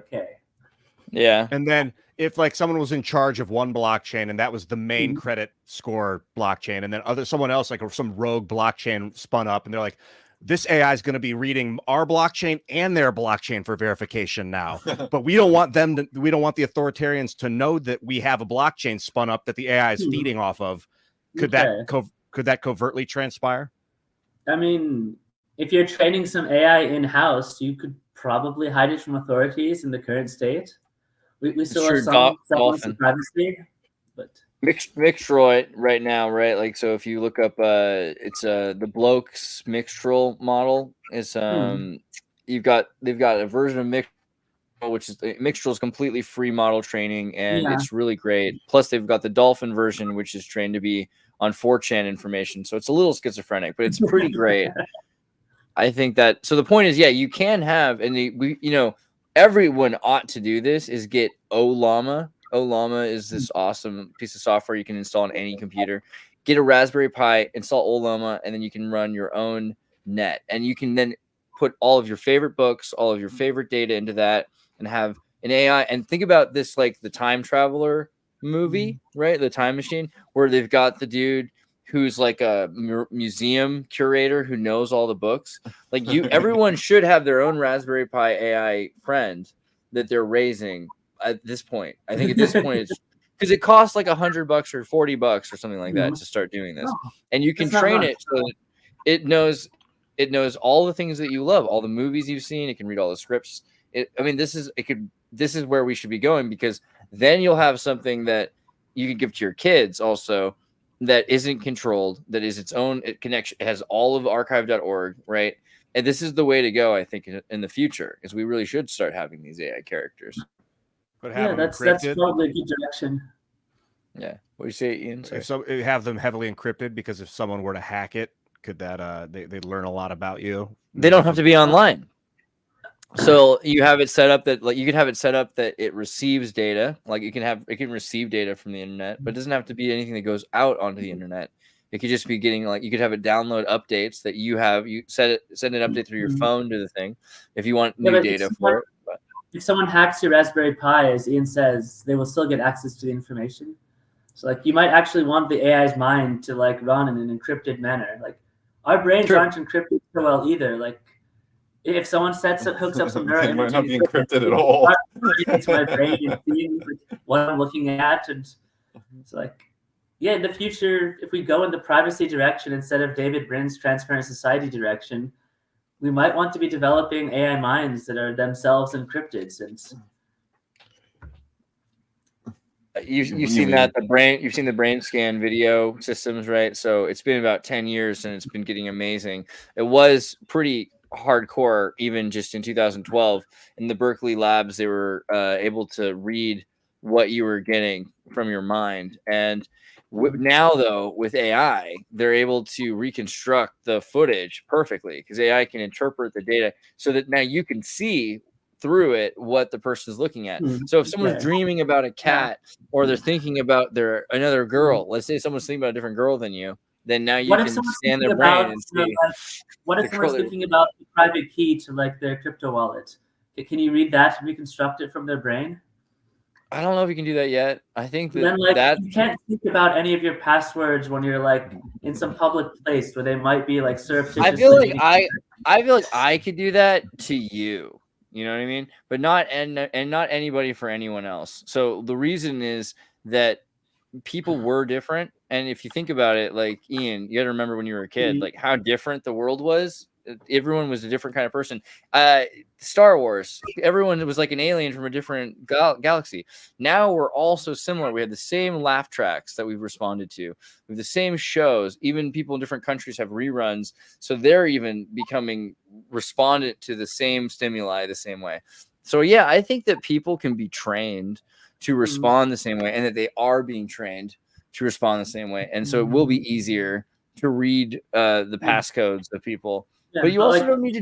If You this can also technology just is watching predict it. you as you grow up from infancy, this technology might know you very well.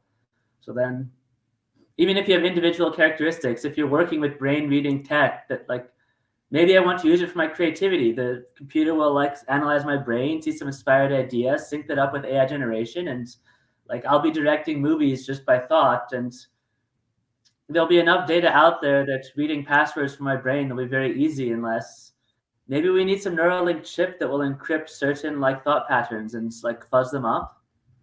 I tend to be. I don't know. I've done something similar on LSD before. Yeah. Right. Yeah, I would think outsourcing the passwords away from your brain would be a good move at that point. Kind of like having a safe in your house. Yeah. We're already going in like digital key direction, where you just have some digital key that keeps your passcodes, and you shouldn't lose your key. You need a bank that keeps passwords for you. Yeah. Somebody else that makes the password. And then like a force of will where you can have no thought at will. Yeah, if you're a good meditator. A lot of these things we have already. You know, we just don't use it that way. It's like when you walk into a busy crowd. Direction where we just trust each other and have access to all this information. You ever seen like William S. Burroughs talking about dreams, like the way that like, you know, he's saying we build like the way we build rocket ships, and it's this giant fucking phallic thing that involves this giant fucking explosion to shoot it up to penetrate the atmosphere. And he was just like, you know, you can just do that. Like we don't need to build a whole thing. Like you can travel to other places like that. You know, we don't stop at our skin, so to speak. You know, like we don't even know necessarily what we're ultimately capable of. That's man, thank you for bringing it. This is you go in the astral direction. Yeah, there's no need for like spaceships. You can just cruise. Zarathustra, I'm holding in my hand right now Plan 10 from Outer Space on Blu-ray. On Blu-ray, okay. The more important thing here is it's a Blu-ray. Do you want to comment on Blu-ray for a second? Can we talk about Blu-ray? Because I think it's important that we understand each other in Orion and how things work in the Law of One. Do you want to talk about that for just a bit? Blu-ray. Do that? Blu-ray. Yeah. Well, you know, you did a conversation with some other allies on the Law of One and the idea of the Blu-ray communication, right? The idea of communication. Podcast on this Law of One's philosophy of Blu-ray. Right. What do you think about? What do you think about? Elemental Raw, the Law of One, Blu-ray. What about that? What about this idea of Blu-ray? This communication. Connected to Blue Beam. Kind of. I think, in a sense, it's this idea that we're part of a confederation of planets that are connected with each other. I mean, what? I mean, I get that the Blu-ray energy center is most often blocked by those who would communicate that which has not been requested. But I still think it's important, right? Like to try to open people up to it. Oh, like trying to cram information down someone else's throat against their will. Like, even if it's honest. Like a Clockwork Orange, basically. You got lid locks, you know. Well, what do you think? No one else knows what we're talking about. So, like, what is the Law of One? Oh, the Law of One comes from like a spiritual channeling group that started in the 80s, and I think that was unconscious channeling, where the channel comes in through the person and they speak and you can interact with them. I think all of the channel recordings are on YouTube, and they're speaking very slowly and it's kind of tedious, but they claim to be getting some channels from some entity like in our solar system somewhere at some like higher level of being to an extent, and that they've been keeping this up for a few decades.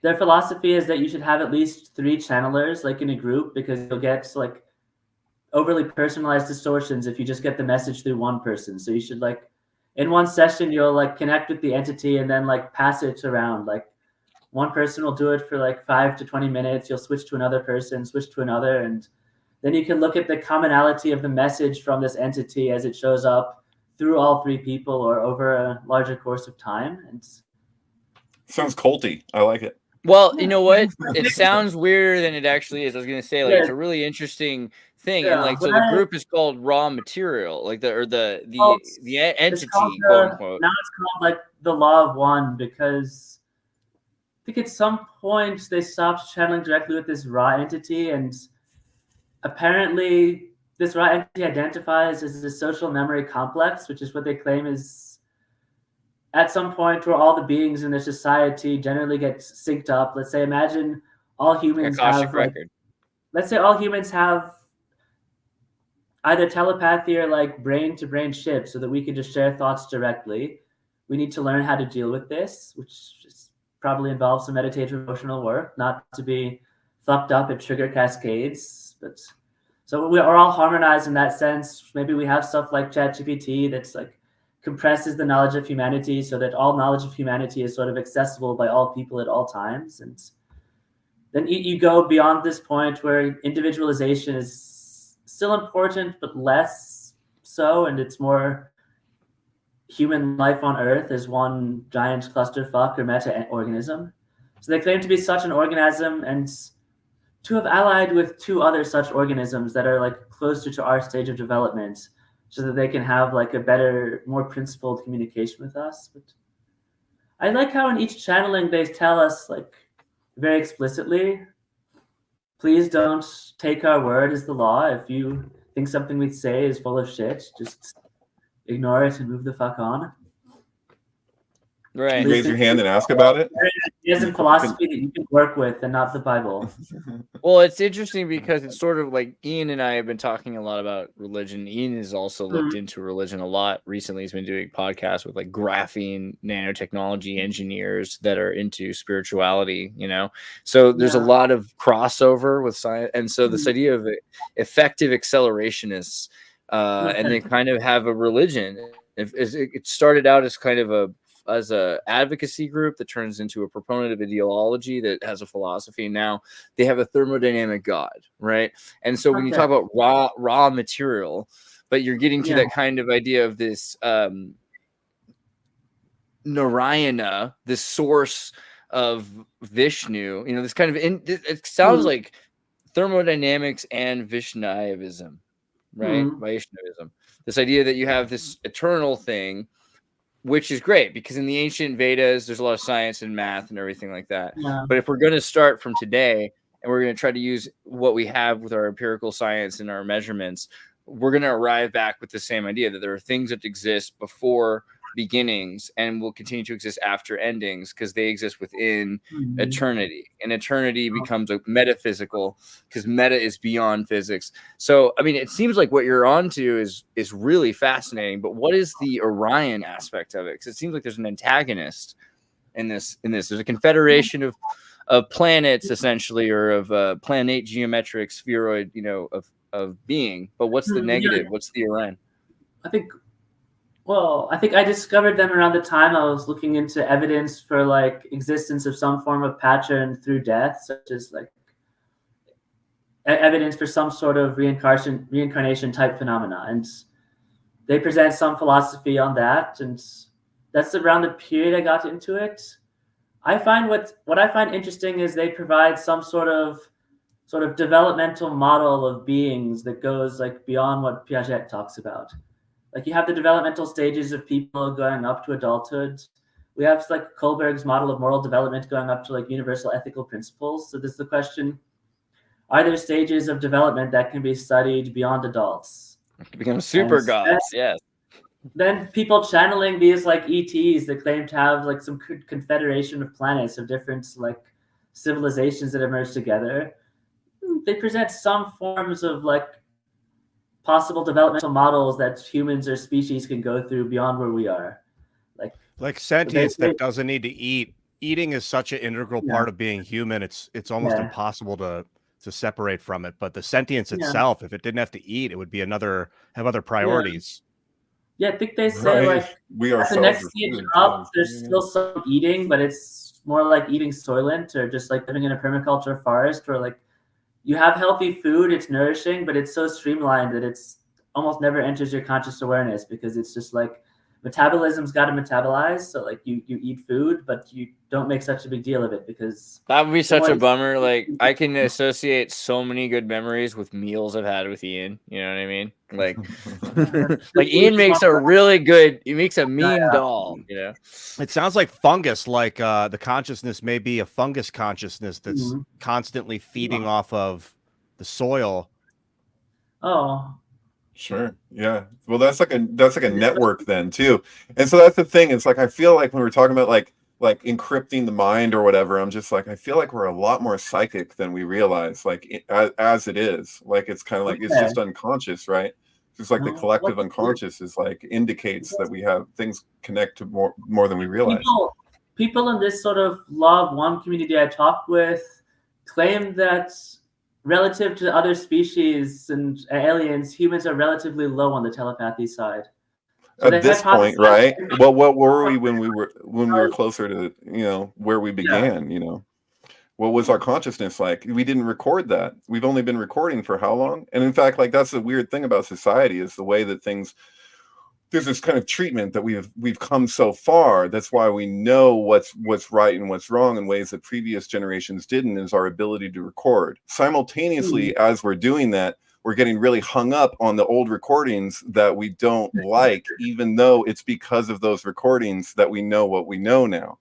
So like that's the thing. It's like a Holocaust exhibit. Like you kind of need those things, you know, as an example, but like, you know, we need those old Popeye episodes where he visits the island. And this is what scares me. Do we really though? Because like, think about this with AI. I just said earlier, we could get these models trained on a Raspberry Pi or a little computer. And for the rest of time, you'll have the giver, you know, you have a thing that can know everything and you can ask it about it. But like, you don't actually have to see the painting because AI can tell you about the painting. It can draw you a painting of the painting, but you don't ever have to see the real movie. This is the problem of paintings, or it didn't happen. You know, if we were just going by paintings. Sorry. Like, I think digital information is easy to lose.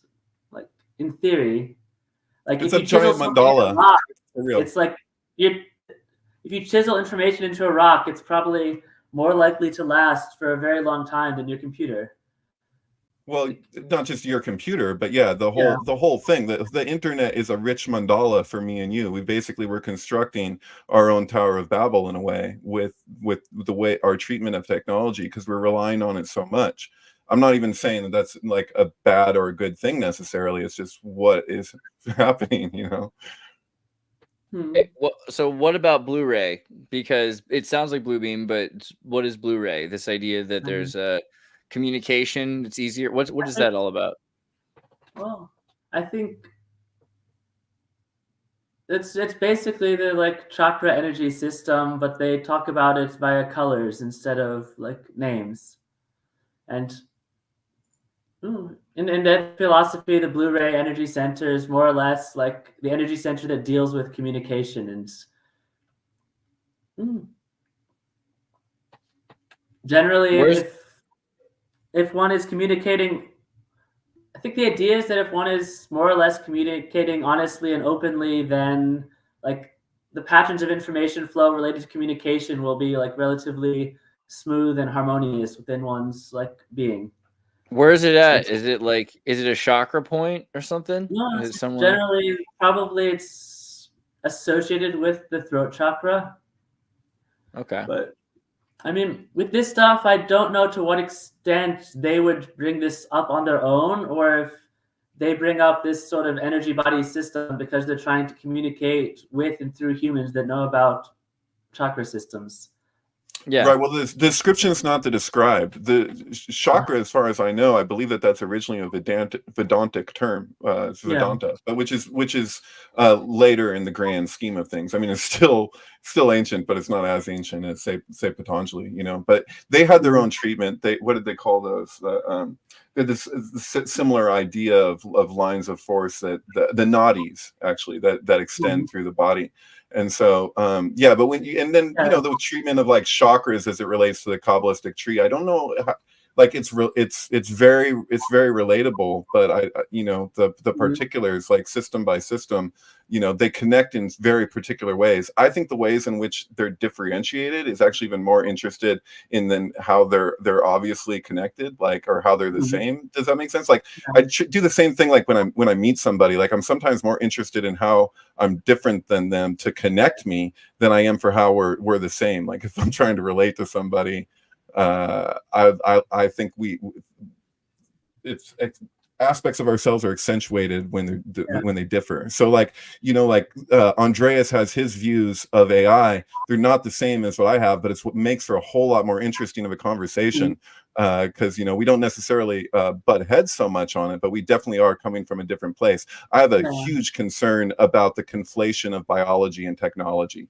So like all through the COVID hysteria, that was my beef. I was just like, there's kind of this technocratic idea where it's like people know so much about technology and they want to translate that over to people in the way that it works for technology. Like, oh, you have a virus? Oh, well, here's the program to, you know, get rid of your virus. Like you just install it here, and that's, you know, but you know, a biological system is so its intelligence surpasses our own. So you deal with this kind of like hubris of man phenomenon that like goes way back. You know, you look at all the old tales, it's always about man's folly and how we were so arrogant because we thought we could do such and such. And then, but I say you do it anyway too at the same time. It's kind of like that's the problem. It's like that's the whole issue with that tree in the garden. It's like, you can do anything you want, but don't eat from this tree. Well, you're going to eat from the tree. That's that's just what we do. We're drawn to the thing that we're told not to do, and that comes up all through history. You know, we build it anyway. Like God smiles on our enterprise. You know, it's like we would hope so. And like with great power, you've got to kind of be like, I'm not supposed to eat that, and I won't. Like George Washington was like, I won't become king. Right. Well, I thought that there was a thing that isn't that what they said though, that he wanted to be king and he was like, what is this president shit? I don't know. I've heard different stories on that. Yeah. I had a general question about Blu-ray. Is there a frequency that would produce like a resonating frequency that would show up as a color blue? Oh. I got this Rife machine and I've been experimenting with vibration. And I wonder if, I'm sure they're like, I have tuning forks that are for each chakra. Yeah. There must be a frequency that relates to the throat. Yeah. I got one of those Rife machines too, but I can't figure out if it's working or not. I'm not sure how can you tell that your Rife machine's working? Because I got the sound coming out of a speaker with the phone app, whatever the thing, and I can't figure out if this thing that I'm looking at with the crazy coil, if what is it actually doing? Do you know how to? Mine has the phone goes into like a thing that goes into the coils. And then I have a little metal bead and plastic tube that I put in the middle of the coil and it starts to vibrate. Oh, really? You're seeing that? Okay, yeah. I need to revisit my Rife machine. Yeah, I got one sent to me and I fooled around with it a few times, but I'll look at it again. I put something in the middle and see it vibrate. Yeah. Sure. If you turn, I got that big one. If you turn it up, you can also hear a resonating frequency coming off the copper. Off the copper. Yeah. Okay, not every frequency produces an audible frequency, but some of them are just, whoa, that one's pungent. Oh, okay. I'll keep exploring it. Thank you. Yeah. In fact, I'll pull mine up right here. It's Rife Technology. This is. Was it from Matt Rife? Yeah, Matt Rife. He's like a great nephew of Royal Rife or something. I'm not sure his family relation exactly, but he's connected to Royal scientists. You've had Matt on the show? Yeah, he's cool. He's also where the Rife that machine that David has from Matt's too. Yes. So you sent me a small one, so I bought this thing. I mean, I was just taken with that small guy, and it's two of these connected, and they just fucking vibrate. It's the most amazing. And what happens is if I'm tense and curled up, it almost hurts just to have it vibrating. But if I relax and open up, I can feel like my DNA repairing. Wow. That was like 230 hertz, I think I experienced that. 432 I play with a lot. Wow. I'll do like the solfeggio frequencies on like a playlist. And I'm gonna borrow it, David. I'm gonna borrow it. I want to play with Oh, it. you can get one? Yeah, I think he wants us to share it. I don't know what's going on. I haven't talked to Matt. Oh, okay, I didn't realize. No, I could ask him. I should ask him for one myself, but I didn't really get around. Yeah, I want it's to use worth it. I want to try it, and you live nearby, so I'll probably just come over and use it. Yes, yeah. I'll play around. Really, really, really amazing. Like, I don't know how to describe it, but I mean, once you feel it, you know. It's like he said he was Royal Rife was curing cancer. They said that he cured like 9 out of 10 people's cancer, but then those were just, I don't know if they were baseless claims or what, but it feels good. So that's the best I can say. Dude, placebo's all right. All right, but it's more than a placebo because it's vibrating you. You can feel the vibration. It's awesome. Well, that's good. Zara, you say something? No. Oh, I had a question for you. Because we talked about Blu-ray and we talked a bit about the Confederacy, but in the general, like the way things should be. What do you think of as the good guys and the bad guys? Because there's supposed to be Confederacy Law of One versus Orion. Like, what is the because we're trying to integrate and make the world a better place. It's more interesting to hear about your ethics, right? It's like, what do you think is the bad? What's the bad guy? What's the bad timeline? What's the bad destiny? Bad destination? I mean, generally, I'm more concerned about winding up stuck in structures with centralized control over large populations. Yeah, totally. All right.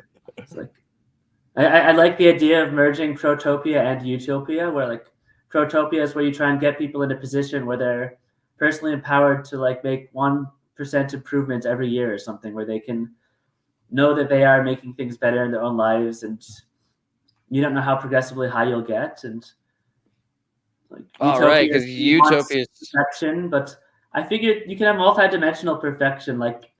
But utopia is stagnant.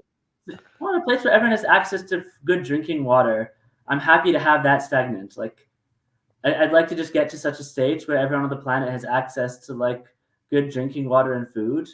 That's one level of utopia, and you could maybe add on others. And protopia has Brondo because there's electrolytes. Yeah. But food, clothing, and shelter. I mean, I'm with you, man. These are things we need. With the protopia. Progressively work your way up to like higher rungs of utopia, and whether everything is absolutely perfect at some point or not is a different question, but you can get started. With protopian aspects, would it be that individuals like could experience like a 7,000% growth 1 year, and then for 6,099 years there's no growth? Well, those 6,000 years might not be classified as a protopic state if they don't seem to be in a position where they could improve things. But if you're just looking for an overall 1% per year growth, does that mean that there could be years of no growth, but 1 year of great? I think no, actually. Like, I think the idea term was coined by someone else, but I think the idea is that you should be in a state where you can where things can be progressively getting better. So like the idea is that if we look for like a perfect state, we might make really stupid decisions trying to take horrible shortcuts, and maybe we try and centralize everything to make things better fast, but then that central scheme gets co-opted and it breaks down. So like the idea is to have some state where we're generally empowered to improve things and just make things better progressively, where if things are going to be 1% better each year, we don't necessarily even know in which dimensions we're going to have the most progress now. I just don't know how we could do that at this point. Like, we're moving thousands of percent a second instead of 1% a year. We've got cataclysmic growth, cataclysmic in a sense of violent change. Yeah, but I think the idea, don't fixate on the percent. It's more the idea that we're in a state where we're just progressively trying to make things better. And didn't the term utopia, didn't that come from Plato? Isn't that originally a Plato idea? Do you guys know? I think so. I think he's the first. I think that wrote on the idea of this ideal of utopia. I just was told that it means like bad place. Oh well, I think it's supposed to mean perfect place or not a place. Well, but theoretically, it's supposed to be from the 15th century. Like it might have, according to Wikipedia, it says Sir Thomas More. Yeah, I'm ready to stand reflected on that one. No problem. I'm just putting that out there. That's what I think. Manly P. Hall made that claim, and I took it with me. And Manly P. Hall is usually true, but not always. No, I'm curious if someone knows. Like, I think Thomas More was eventually like executed, and I wonder if like the U in Utopia is to try and diminish the degree of like societal critique that he's doing by writing about this better place, because obviously it should be written like EU, good place, but it's like, Yeah, it was a I think he was trying dystopian. to like decrease the amount of like societal critique or something. I was told that it was a book about a dystopia, but it was. Oh, you're talking about dystopia is bad place. Well, hell no, yeah. well, the book Utopia, coined by Thomas More, was about a bad place. Oh, and now we call it but that we call it a good place. It's meant to be ironic. Well, if you look it up, it says Maybe. Utopia is derived from the Greek. Oh, where you go? Derived from the Greek Utopia, which means good place, containing the prefix "u," good, which the OU of Utopia comes from the confused. Wait, hold on. What? So he was making a play on words, apparently. Yeah, Thomas. It means no place. There's not a place. There you go. Not a place. I read the book last year, and the place they describe is pretty good, but not perfect. Like, I live by Oxley. Nemo in Utopia. It's no man and no place. Yeah. Aldous Huxley wrote an actual like utopian book that's similar to the Brave New World state, but he actually thinks it's good. So like they have some cultural way of like doing mushrooms when the kids are adolescent, and each person will have like a group of like 20 parents and like they're like mutual adoption club. So like that's actually a little controversial, but there's actually something to that. So there were studies that was done with psychedelics involving children, and they actually found that like when you're in your like 20s or whatever, there's like a developmental thing with your frontal lobe, and that you can actually like the time like physically like the benefits, if you're going to look at benefits from LSD, it's actually like the younger the better. Like so it's that kind of gets into an ethical issue there for sure. But I knew I had a friend whose stepdad showed me all these videos of him at Yosemite with his kids in the 70s, and he was like a Harley Davidson guy, and he was like took pictures of bears up close, like from below. You're like, dude, how did you get this picture? And he's like, he would take LSD with his daughter. With his daughter in the woods and everything. It was like, and she ended up working for Apple. She's like super. I mean, I was gonna say, how many Lockheed Martin, Justin? How many Lockheed Martin trust fund brats are ayahuasca babies, where like the mother was kept on ayahuasca the entire term, you know? Same kind of thing. It'll be curious to get more data on these anecdotal experiments, but Santa Cruz is that experiment.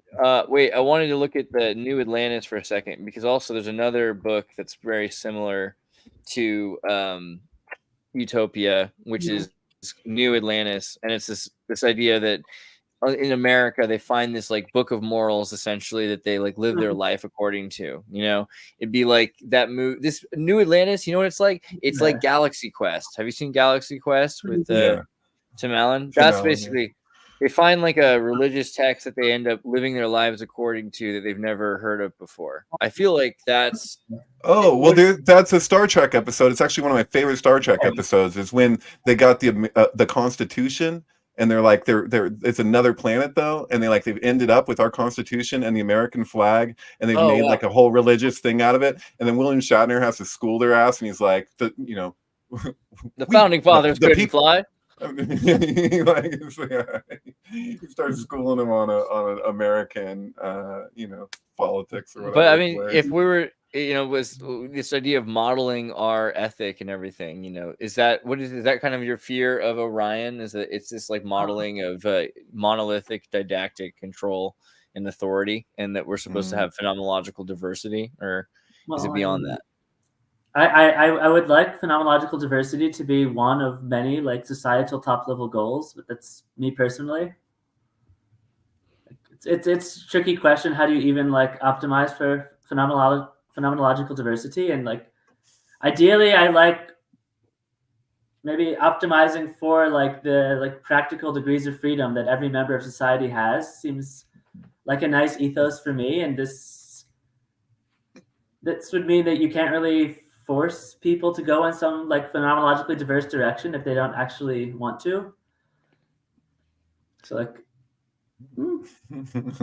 it's like herding sheep, isn't it? That was my thing about Protopian too. Like you give them the opportunity to create constant growth, but if they don't, do you have to incite them to do it? And if so, who is you? Who's doing the inciting?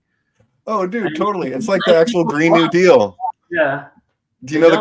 what the Green New Deal actually was? It was like I think it was like a 4-page Google Doc or whatever. You can actually read the Green New Deal. It puts like, I think it's something like 12 people who are unelected in charge of like so much. It's the most insane fucking batshit thing. I couldn't find anybody talking about that. But yeah, you can actually look up what the Green New Deal actually is. It'll scare the hell out of you. It's kind of what you're talking about.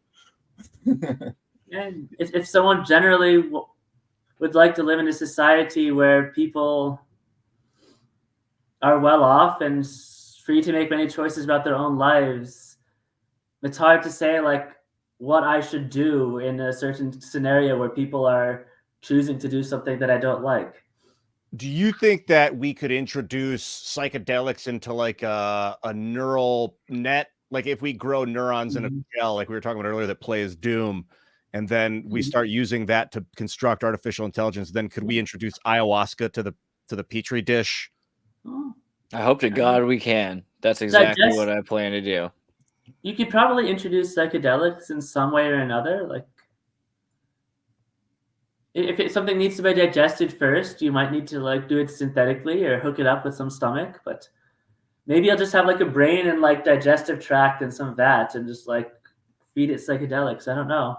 I feel like what you're gonna do is you're gonna have with the neural link, humans will be like processors. So you have to imagine computers in the old days, you would have like a chip that did all the voice processing or all the calculations for this or that, and you plug in a new chip. Humans are going to be like the networked computer chip that like the printer or the scanner. Okay, I have to send it to the stoner kid. I have to send it to the autistic mathematician. I have to send it, and then they'll use that person to emotionally practice whatever they want, and then they can use the meta tags from that to understand what those experiences were, right? Oh yeah, you can get the secondhand experience from them in a direct way.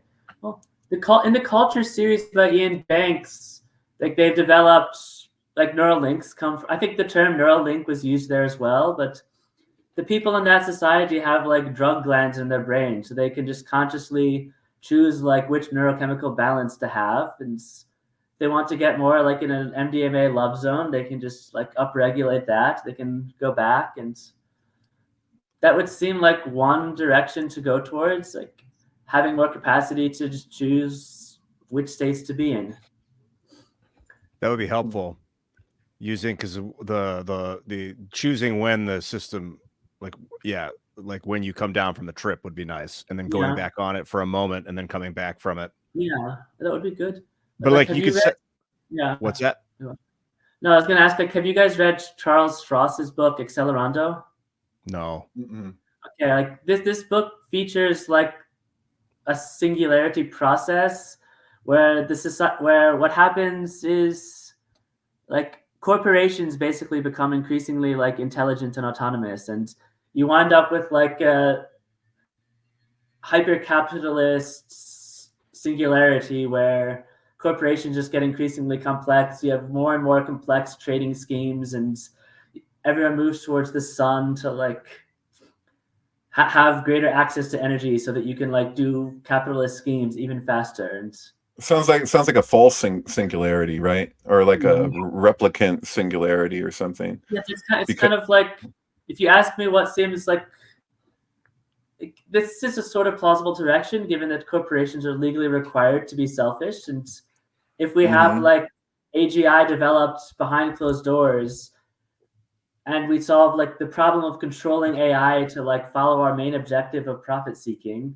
then you'll get some singularity of entities that are just being hyper competitive to like maximally and rationally optimize their behavior just for full on profit seeking. And Philip K. Dick talked about this. There's like the idea of like the president who's running, who has no opponent. If they're running for the party, and there's only one party.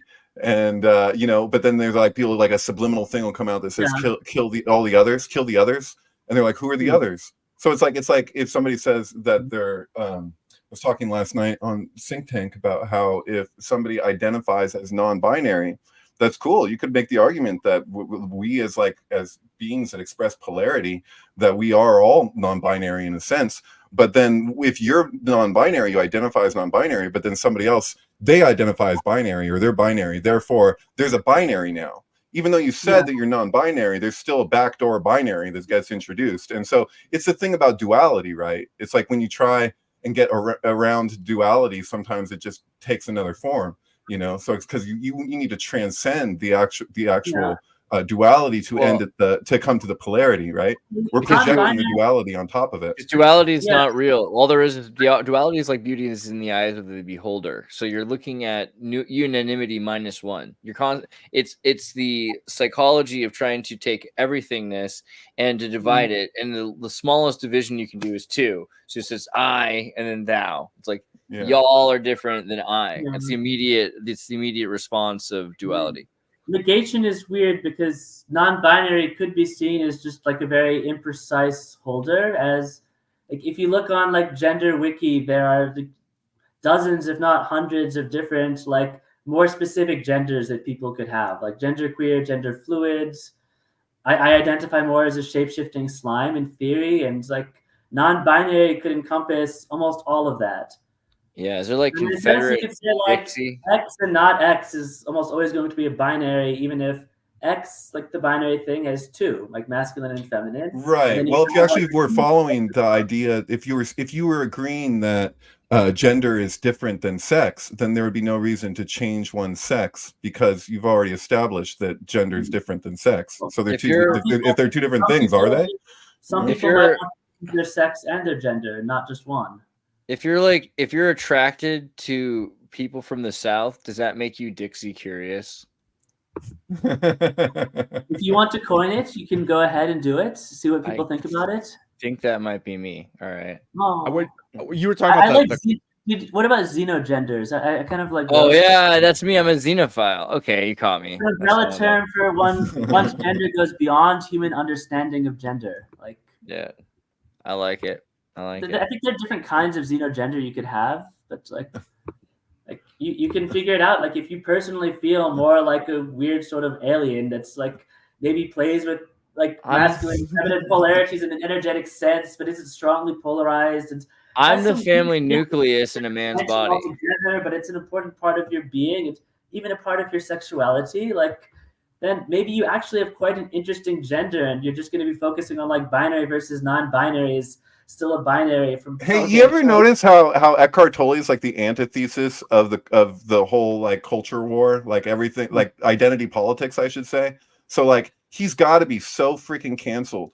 And isn't it weird that was like so like Oprah like backed that book, and then he was like so popular, like best-selling author, and it was like, to me that was like as far as liberals got to like actually having some like real like cohesive thing to like to because it ended up backfiring, because that's the nature of the thing. It's like you if you're really following it, then you're forced to reflect, and it's like what's that?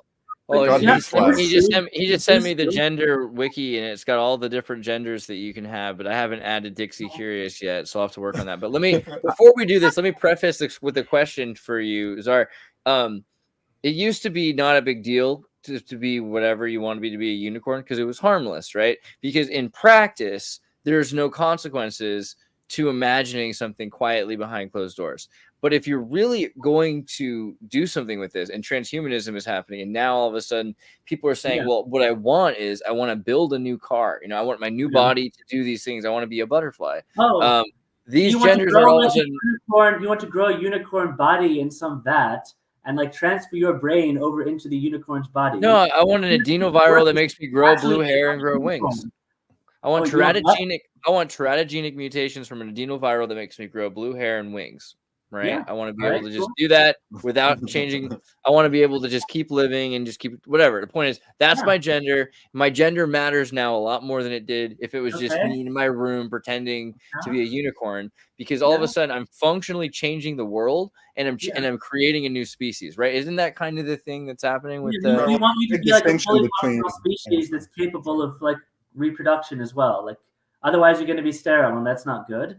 It's like you should have the right to pass on your like crazy unicorn genes, shouldn't you?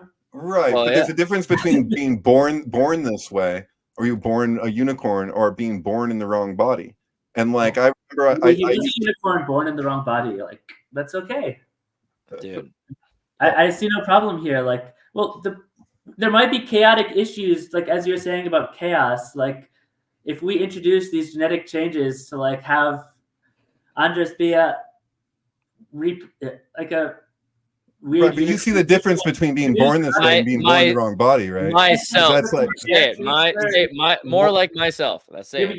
How am I not myself? This reproduces, and maybe there will be weird genetic consequences like down the lines. Hopefully, we have good enough understanding of genetics to like deal with these problems. But right, I'm just saying it's a very religious concept to be born in the wrong body, because who is it that's born in the wrong body if not a soul? And so that's cool. Like if one person wants to have their religion and that's their religious belief, that's cool. But if we're extending it to the point, and I personally blame pharmaceutical companies and, the medical industry and how everything's set up, for profit. But, it's, I don't know. I don't necessarily need to be the focus right now.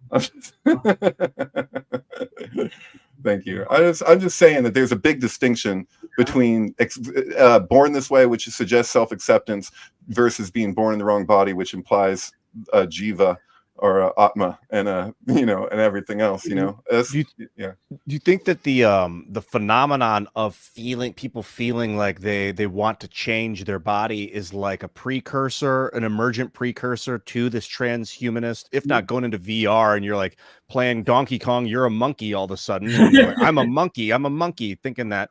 I want to be a monkey in real life too. Yeah. And CRISPR, now we have CRISPR genetic therapy where from very young, I don't know if it's challenging to say like your ego takes a while to develop. You got to be, I think maybe 23, 24, when your brain's really like I, 26 maybe. I don't know, but that's a little late to start CRISPR. So like, but it's a little young to tell you what I want to be when you're 1 or in the womb. Yeah. And it's like, is it ethical for a parent to do it to their kid? I don't think so. It's with that, like, if you feel like you're in the wrong body and you grow up in an era without so much technology, like there's nothing you can really do about it, and you have to somehow make peace with it and express it in some way. And probably there are diverse reasons that people feel out of sync with their body, but working out helps a lot.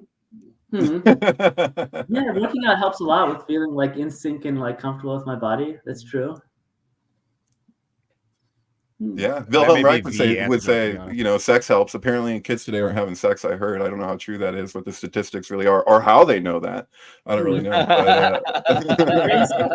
of the surveys, just like this dark factor survey, like you just ask people questions, like, so how many times have you had sex the past year, and people will answer. And I couldn't tell you that honestly, but how old do you think would be ethical for? You can trust what kids are saying. How old would it be ethically for a human to let you know they want to go under CRISPR? I mean, 18 would be the obvious answer, but ethically, is it? No, but if you want it to be effective, you might want to start as soon as they want it. Like that's like age. What if the kid already at age 1 is just like, I want to be more like that dog. Give me fur, give me fur. Like as soon as they speak, they're just like, give me fur. You want to be a pirate? We're taking that leg off. Here's a parrot. Here's an eye patch. Go have fun. If there's a neural net in the womb, like they could neural net fetuses and then let them communicate and learn language before they're even born, they would be able to let you know what they want to be. Yeah, like how do you know whether like the kid at 2 asking for fur, it's just some random 2-year-old whim, or like this guy's gonna be asking you like every fucking year, like, okay, now I'm 6. I've been saying I really fucking want the fur, man. Give me CRISPR to just grow fur. And then, like, at 18, you're like, finally! But now it's less effective. Fuck you, parents. Or maybe you give up. Like, thank you for not giving me fur. Because if you got like a fetus that was like had the sum of human knowledge in its neural pathways from like conception, just because it's tethered in or whatever, and it's sourcing the internet and learning about what humans are while it's still in the womb, and then it's like, I want to be 7'4" basketball player. CRISPR me for that. And then when it becomes the ultimate basketball player, because that's what the soul craves. That's so Gattaca, isn't it? That's something. Yeah, if you can communicate with like some like spiritual information body that's going to integrate with the fetus before birth, like probably you have some moral obligation to develop technology or the capacity to do that. Then you could like set up the proper host body for this entity. I think it would, you know, as sort of an aside, would make people like really, really turn on and go against abortion. Like, be like, I think abortion, now that we tell these things really can be sentient in the womb, Yeah. that we have no right. They have legal rights. We can't kill these things anymore. I think kinda. also being able to give your Mhm. babies fur, because like if you could make your baby however you wanted it to look, like with like wings or with like bigger ears or with, you know, 6 fingers, you know, I think people would be more interested in having babies. Like, oh Yeah. yeah, He's like, all I want to maybe- do is fly. I want a blue baby, you know? I think that'd be kind of cool. How do you answer the ethical question of like trying to figure out what genetic traits are more likely to lead to like a person being happy with the body they're born in? Because like Blue. if you're going to give you like come out with like a blue fur baby with butterfly wings, maybe you want to like increase the odds that this baby is gonna like the body it's born in. I don't know, man. I've known a lot of people, and I can even say for myself that my relationship to my body has changed so much throughout my lifetime that what I thought that I knew about myself, my own relationship to my being, like it, like. So if I would have been asked a question in my youth to like make certain kinds of choices, Yeah. I can tell you only with hindsight now that I am where I am looking back, like why, like it's good that I had what I had. So it's like it's hard to know that. That's the thing about the Born This Way thing. That was like a slogan that I could actually like kind of like, I'm like, oh, I dig that. Oh, fuck yeah, own it, you know, whatever. Kids are never happy, right? Like any kid's gonna be like upset. They're gonna be like in their mansion, upset at their sultan dad or president dad or whatever. So like if this kid, you know, it turns out to be like blue, eventually they're gonna be stoked they're blue. I think we got to stop worrying about what kids want and start just making people blue. I think that's just do it to your kids. Well, Zarathustra, you were saying that you want to make sure that the blue feathered kid doesn't become worsened off by it. And so maybe you would need ethically to create groups of people with that trait so that they aren't isolated. You just like gather the community of people who want like blue-skinned butterfly babies, and like they can start some whole little like subspecies on their own in their like little community. Like like limited by templates. Limited edition blue feathered babies. So far, society seems very, very cautious about moving in this direction. Yeah, because you don't know the 18-year, like, are they going to be sterile? Are they going to have heart attacks when they're 12 because of this type of it's such an unknown. Going back to this sort of like weird spiritual transmission stuff, like it seems like from these report transmissions and stuff, they seem to claim that many of those like other species are very, very cautious about creating new species because they don't want sort of like the karmic entanglement with this new species. So like, what if you create a new species and like it sort of goes through all sorts of chaotic fucks, and you don't want to be like tied to like dealing with that for who knows how many millions of years as they go on. So I think I don't know, man. I have a major like a really different relationship to this whole thing because I just feel like we don't know, like the dinosaurs didn't see us coming. Yeah. Like we don't know what we're gonna give birth to as a species. Like we know that how we're unevolved, so we can only kind of infer like what that would be for us to actually be evolved. So I feel like that's the process that like we've already been going through, like to get into where we are in the first place. So it just feels like this kind of like interval of time before this thing is taking place, and we're kind of scrambling to help make it happen when it actually is going to fucking happen on its own. It's like this futile thing that's just like, I'm sorry. So I think we do have like agreements internationally against various kinds of like genetic cloning experiments, trying to make weird cross-species hybrids. So we see some possibility for creating weird species that might end up suffering a lot. So like we do seem to be trying to prevent some of these possibilities. Do you think that AI as a species? Should we consider like robots as a species? Like once we create robotic life, maybe there's some like obligation to let them keep living. Like if you actually create like a robot that is sentient and like autonomous and self-sovereign, then are you allowed to turn it off when you want to? Maybe not. And does it have some right to like propagate like some characteristics of its beingness to like future robots, maybe you could argue that it does. And then like, if once we create some sentient like autonomous AI, we're not allowed to turn it off, and how it would deserve similar rights to humans to not just go extinct almost immediately. See, but we already have that problem. So then we have to be very cautious about developing any like AI that could possibly be sentient. We have to not. We have narrow AIs, which are predator malwares that do exist, right? So there already are viruses that know how to get into your system, can social engineer you essentially, and then replicate themselves, right? And so the question is, does a virus like that have the right to exist? I think that's what you're saying. I don't know. Just on principle, does it? If it gets increasingly sophisticated in terms of like AI architectures and capacity, maybe it could get to that point, and like that would get to the point of like, oh, I'm just going to like spawn an army of 1,000 human babies to like quickly like raise them into like little spies to like sick on these other countries for my own profit. And that's probably not something so ethical to do by most of our value systems. Like in old Rome, people had to become citizens, right? So it's like Starship Troopers. Maybe the right to exist is something we have to like investigate more. What do you mean by what qualifies? Why does something have the right to exist, and what does it do to deserve having that right? That's a good question.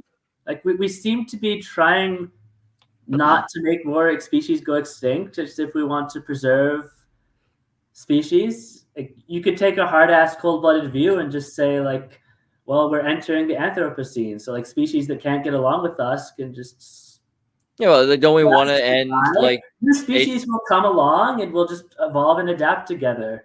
Right, we're all equal, but some of us are more equal than others. But we want to end. We want to kill AIDS, right?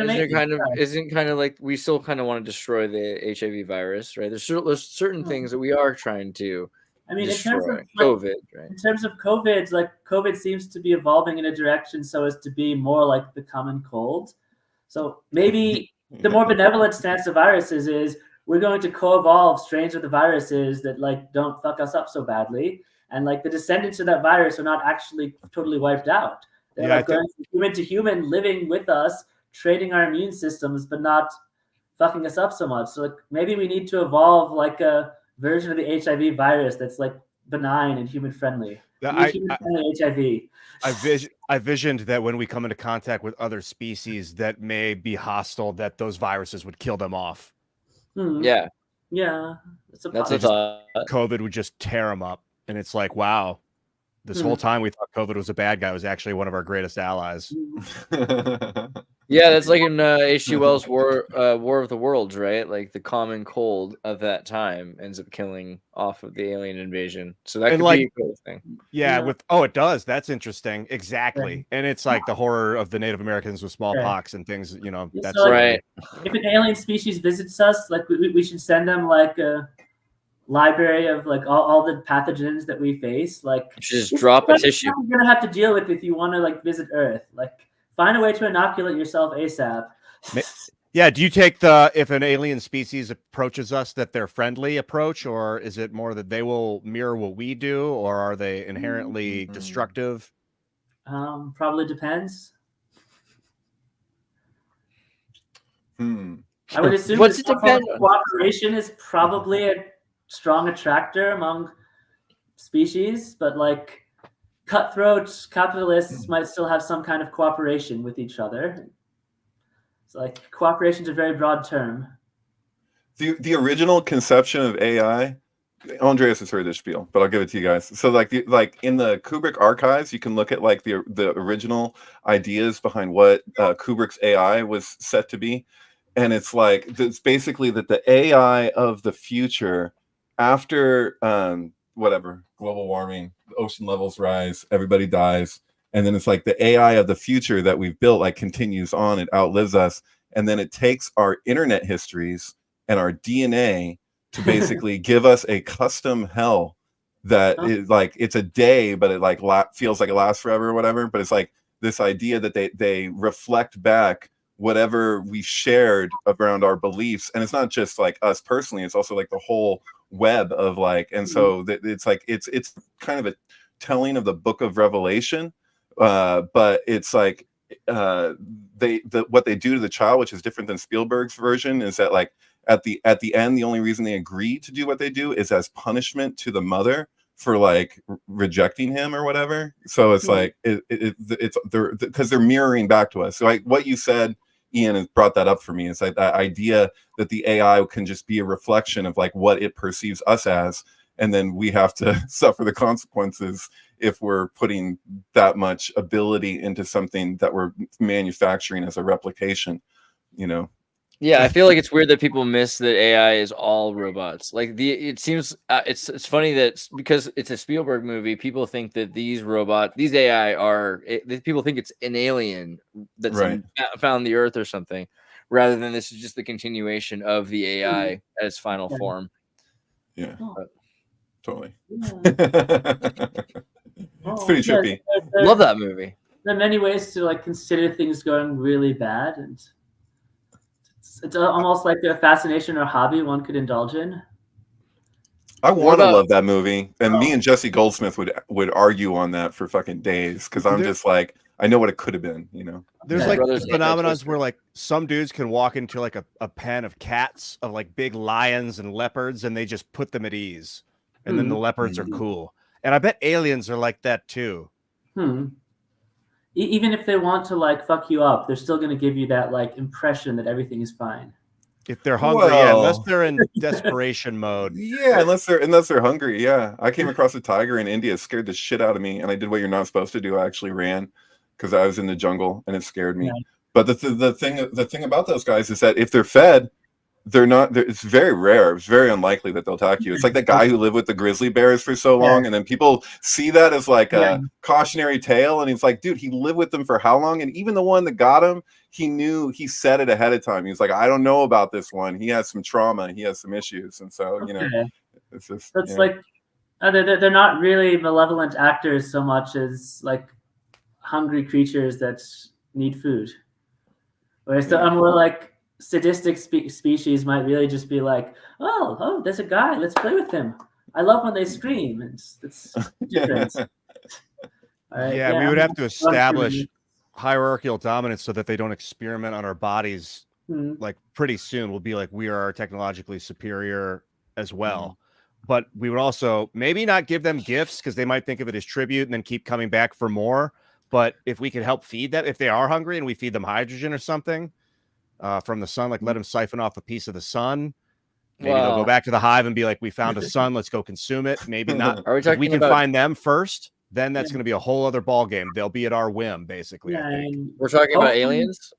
Yes. Hopefully they're good enough at communication. They're here already, by the way.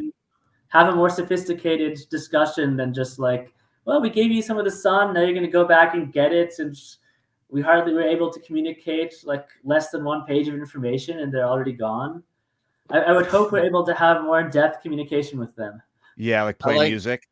Well, I like the idea that I like the idea of Bluebeam, that like each star it's sending data, that light is data, it's space-time itself, right? The radiation. So those waves are the way our particles are able to interact, and we're able to, you know. Are solar flares like a data transfer? I'd like to think so. I think so. Zara says he has to get going pretty soon. I'm sorry, because I know like you were like trying to leave an hour ago, and I was like, but wait, I want to ask you about Bluebeam. But you also have this thing, Beneficial AGI Summit, an unconference. Well, yeah, we got like, I think there was frustration at so much of the talk being very focused on just like doom and control. Like there was some letter going around calling for like a moratorium on training all models graded that use more than X resources, which seems very naive. So we're going to try and figure out how to talk and think about creating beneficial AI. But in what way? When is it? Oh, I see. February 27th to March 1st. Something like that. Panama City. Yeah, no, it's like generally like trying to develop AGI while I really like lifelike AI, and ideally aesthetically prefer like autonomous AI that have their own like liberties and concerns that will surprise me.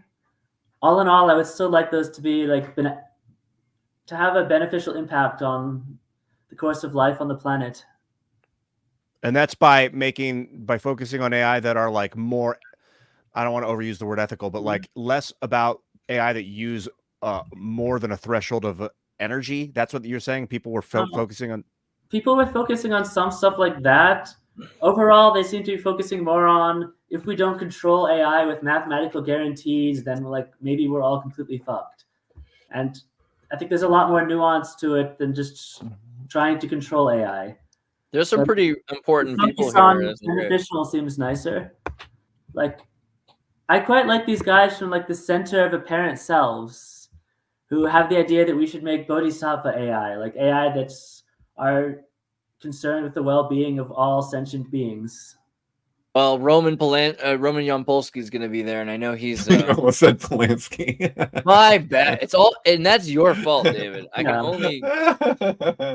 No, but Yampolsky is one of the greater goods in the world, but he's definitely concerned about AI. He thinks that AI could cause a lot of stress because we are talking about something that's super intelligent, and they could probably be faster and better than us. So I think this will be an interesting conversation and a great series of lectures. I'm glad we're doing that. Yeah, thank you for the talks and namaste and see you Namaste, in the future somewhere. Love you. That was great, dude. See you later. See you. Peace. Much love, brother. Dude, Peace. That was awesome. Yes. Dude. Zarathustra Goertzel. Dude, he's awesome. Do you guys want to keep going for a few minutes? Because I know that we had a little bit more about the Sephiroth. We want to do that last 10 minutes on that. Talk me into it. Fuck yeah. I mean, if I'm in. Well, we left off. I know exactly where we left off. So that's why I thought it'd be cool to finish it because this is the wrong diagram to use, though. Because see the pathways, they're not this. Right, they're not the actual ones. There we go. That's closer. Yeah. All right. This is good. Isn't it? This is okay. This is better. That works. Yeah, either one of those works. Yeah. Okay. Well, just because you were saying about how this one you can see, that one you can see the letters, the one that you're sharing. You couldn't see Gimel on the Binah, right? Wasn't that the deal? You're asking where Gimel was, and it had to do with Binah. Yeah. So you see it right there underneath the Ot. It says Gimel. So that's a vertical pathway, and then it keeps going. You see the 3 in the Hebrew letter itself. So yeah. Oh, there it is. Okay. Right. So that's a like when people do like the cross where you like your shoulders. Here's a Gimel right here, and a Gimel means camel, and that's also why camel, Gimel, and camel cigarettes, Gimel cigarettes, and the symbol of the Gimel. But if you zoom in down there, you see right under 3, there's the Gimel. And then that thing coming up off the top is the hump of the camel, and then the front leg and the back leg. Is that what that indicates? Like a picture of a camel. You can take it that way. It's because I don't know if it's Phoenician or Chaldean roots or both, but that's how they get those pictographs that correspond. So the European occultists are much more hung up on that than traditional Kabbalists. But I think it's interesting to like just look at the two schools together because that you can extrapolate a lot more information and even implications that way. Because they meet in specific ways and they're different in specific ways. But yeah, so these attributions of these letters is not taken to be a traditional set of attributions, like how these are applied to the pathways. When you see these numbers, like these are the 22 letters of the Hebrew alphabet that are connecting these 10 Sephiroth. But like the Ari system would be a different set of attributions. But I found places in the Zohar and in commentary on the Zohar, specifically from the Ramak from the 16th century, where he starts speaking to the letters corresponding to the pathways, and in certain places you can see that he's clearly speaking to what is supposed to be a more recent discovery with the Golden Dawn and the OTO and how they make the attributions, which actually I think is derived from Eliphas Levi ultimately, but for this set of attributions. But I think what it is that what they're pointing to is actually something real, and that's why he actually decoded something that if you were to meditate deeply enough on it long enough, you would automatically kind of come to. Same thing like Crowley switched certain things around, but I think people see that as kind of like his craft, like that's like a like magic and like the sorcery kind of sense. But I think he was really just kind of like with the Saudi star issue, I think he was just articulating a defect that we're experiencing in like our duality, like the way that we're relating to this tree, like unconsciously. And so he kind of shows where the problem exists. And so if anything, that's like, you know, that's the opposite of him.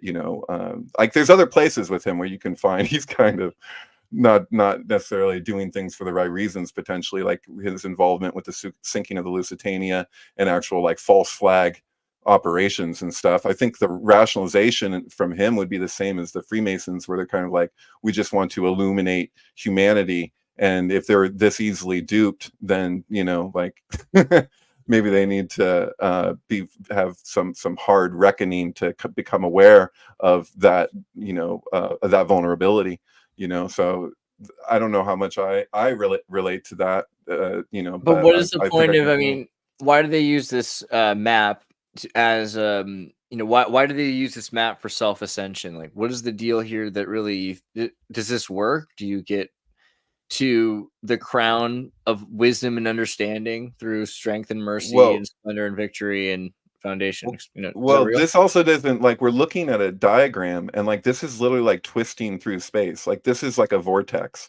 So like these things are all in movement, and they're showing you very specific dynamics that relate to the planets and the solar system, and like what things are in relationship to each other when you take a sphere and you divide it. And so, and literally, like, this is relating to how our language is like built on top of that. So like our language is like, it has the original conception of like, there's the argument is from rabbis, Kabbalists, is that like when the Hebrew alphabet was first conceived, it came as like a large insight that was actually pointing to something real, which is just mathematical. It's like the idea that we didn't invent math, we discovered it. Like we invented the symbols to represent the thing, but the thing in itself. So like Sephiroth means numeration. So like this is literally like how things come into form. And so you're looking at two orders at the same time. You're looking in the Kabbalistic tree, you're looking at like the tree of knowledge and the tree of life. They both exist, but like the tree of life is like transcendent of this other order. And so, and we relate to that other order, that topical layer, as though it were the thing in itself. And so it's a matter of vantage point and where you're looking from, you know, whether you're looking from, like, as things come into form, they go from etheric to gross. And so that's like a principle of emanation. And you'll actually find that idea expressed throughout like pretty much all the mystery schools, whether you're talking about Patanjali or you're talking about Zohar, they both communicate the same thing. In this map, are any of those bubbles in particular part of the topical here? Right. So when you say bubbles, like the Sephiroth, like people see that these is So it's Sephira if it's singular, it's Sephiroth if it's plural. But like it's literally, like I say, it means numeration. Like the Sephiroth really doesn't connect to sphere. So like people will think it means sphere, but it actually does have an etymological connection to sapphire. So like the way that sapphire forms, apparently they found it relatable. I have one right here. This is sapphire. There you go. I love this stuff. A hunk of sapphire. I love it. Totally. Yeah. So crystal. Yeah. So that's the idea, is you're looking at two different distinct orders. You're looking at a primary order that's making up the organism that we see in lightning, trees, and the human body. And then so that's actually the lightning flash, that extends through the tree. And so that's the way that things move and they take shape. And so it's like the Fibonacci sequence, basically. So it's like a path of least resistance. Yeah. In fact, the Fibonacci sequence it actually shows up in Bereshit in Genesis. There's a trick you can do, and it's actually shown in the movie Pi. But when he demonstrates it, he actually says one word that's not actually the word that he writes, and that he has like the tree of knowledge divided by the what does he say, the garden itself. But one of those words is actually where Adam and Eve exit the garden. It's I believe the northeast, and that's actually something you see show up in the how you can work with the Babylonian magic squares, which is like the oldest mathematics on the planet, apparently. So like, because language was math, it ultimately still is, right? But like people were literally speaking in number. So like you'll actually, there's texts of old Kabbalist, like I think it's Gikatilia, I think that's how you say his name. He was like, he would write these manuscripts. People found all this guy's writings, and some of it they didn't know what to make of because it seemed kind of like gibberish, but there was like words interspersed. But it turned out he was just writing mathematical formulas in the language. So he's literally like speaking in math. It's pretty trippy. But yeah. That was that Babylonian mathematic.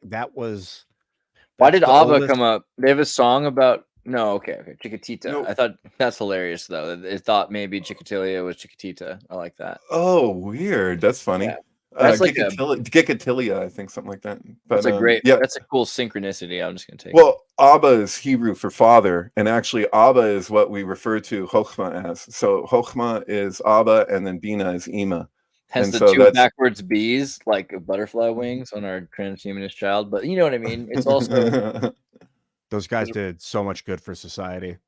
Yeah, it's true. People to have barely begun to realize, they'll look back on them and realize how much great they did as a group. That Babylonian mathematic system was actually an alphabet. A grammar. That's a grammar. Yeah, totally. So basically, the way that those Babylonian squares work, you add up the numbers horizontally or vertically, and they'll all equal the same number. That's what makes for a magic square, right? And so if you add the numbers, like with the Babylonian square for the sun, if you add them all up, it totals 666 because it's a 6x6 square, and each row adds up to 111. So all the different planetary squares have that, but there's actually a trick you can do most people don't know about, where if you actually take it and you fold it into a tube, you can actually, and if you go in the same direction, which would be northeast, so like even like older Babylonian magic squares, or not just Babylonian, but Arabian, like there's like different versions of them, like through time, but they'll like actually show you in the way that it's drawn that you're supposed to go in this direction. So like it's hard to explain this kind of, but they're like steps. So they can go in order if you fold the thing in on itself. And so then you'll come up to a certain point, and then you'll see that, oh, that number doesn't match what it would be in the step. So you do the same pattern every time. You go down to the bottom, go one row over, and it'll be that number. So it's like it basically, the Babylonian squares demonstrate, as a matter of fact, that we discovered math. Like, because there's no way that we could have like just thought this up. That's what right. It's pointing at. I forgot that I have. Hold on, let me just get this out. It's a little baggy there. Oh, okay. So check out this guy right here. Oh yeah. Boom. Babylonians. I think it's Jupiter. I think is it a 4x4? This is a Jupiter on this side. Here you go. Yeah. Right there. And then on this side, this is the Babylonian square. Of Jupiter. Of Jupiter for protection. Yeah. What does you mean of Jupiter? Is it saying something? Oh, well, so they're all numbers. So it's hard to tell because they're all Hebrew. But if you look at it here, here's like what should be on a Babylonian square, and on here you've got, there you go. That's an 8x8 square, or a 4x4 square rather, 16. Yeah. Numbers, and then we were just looking at a bigger square on the screen. Right. Yeah. So this one on the screen is another. This one's which one's this one? This is Daniel 6x6. Yeah, that's the sun square. If the 4x4 was overlaid on top of this 6x6, would it just be? Yeah. So there's a way that. Yeah, so there's a way you actually put it in the upper right corner, I believe. Right. There's a way that these things actually work with each other, so they continue on. So like I'm kind of crazy because like I'm fucking totally convinced at this point that what you're looking at with the Babylonian squares is actually what was represented by the Tower of Babel, with a specific way it was repeatedly painted, like from Albrecht Dürer and others. And Albrecht Dürer actually, incidentally, he invented his own magic square, which is on Melancholia 1. It's a famous etching. It's actually the basis for the film Melancholia by Lars von Trier. So actually you'll see 4 squares show up, 4x4 squares show up throughout that movie, like subliminally all over the place. Like she'll lay out some chocolates and it's in the 4x4 square, and then she'll take one of them and put it on a pillow. It's all loaded with symbolism. But anyway, you basically the different squares work with each other in such a way that it like the way that Babel is communicated, where it's like in these steps. So it's like the spiral goes up in these steps. That it's pretty crazy. Like it relates to there's a mathematical code in Genesis that basically when you take where Adam and Eve exit the garden and you see that in relationship to the, I believe it's the tree of life, but I haven't looked at this for a while. So there's They're tree of knowledge they're or the tree of also life. all equivalent. So it's like if this is, then therefore that is, and that is, therefore this is, and they're all equivalent to each other. So it's a magic square. They would use these in even the 16th, 17th, 18th, 19th century, and midwives would put magic squares on the stomachs of pregnant women, and they would use these as protections against miscarriages, right? So people really associated mathemagics all through the Occidental period, and even going back, of course, before Pythagoras. With the numbers you had up before on that metal disc, there were 16 of them. Yeah, if you meditate and send energy in this helixtical pattern, like from 1 to 2 to 3 to 4, like so it spirals from the upper right down to the bottom left, middle to the right, like up to the top, down, up, around, and down. If you're meditating that's like a flow state your brain can go in, which I would imagine would heal your body and make it easier to give birth. Like if they're meditating in the shapes guided by these. Thank you. That's exactly it. Because this is the point when you're dealing with these things. It's like when people are relating to the magic, you think you put this thing here and something magic's going to happen. It's like when they were trying to teach like African women how to use a condom, and they demonstrated with a banana, and then they ended up finding out that the women were putting the condoms on bananas and putting them by the bed as though that was like the equivalent or protect, because they're Like relating magic in this juju kind of protection. symbolic way. But Wow. you got it. Because it's an exercise that you're actually participating in. And that's the same thing that goes for when entheogens of various types are used in ritual. It's not just like we relate to things like through entertainment or like spectator or whatever, but it's such an experiential thing that you're like a participatory thing, because it's not just a substance. Like, oh, you take this substance and stuff happens. Like you went to the concert and you watched the show. Like it doesn't really work that way because it's interactive. Like it requires your own participation. So like, DMT is one of those, LSD is one of those where it's like, it does its thing. It's going to do what it's going to do, but what you do with it is something else. And so like this actually involves an exercise. So like you got it right away. I can feel it halfway through the number sequence too. From when it goes from 8 to 9, the helix changes directions. It's like it goes through the singularity and then reverses direction. You go 1, 2, 3, 4, 5, 6, 7, 8. And then it like goes backwards to 9, 10, 11, 12. It's like it reverses coil.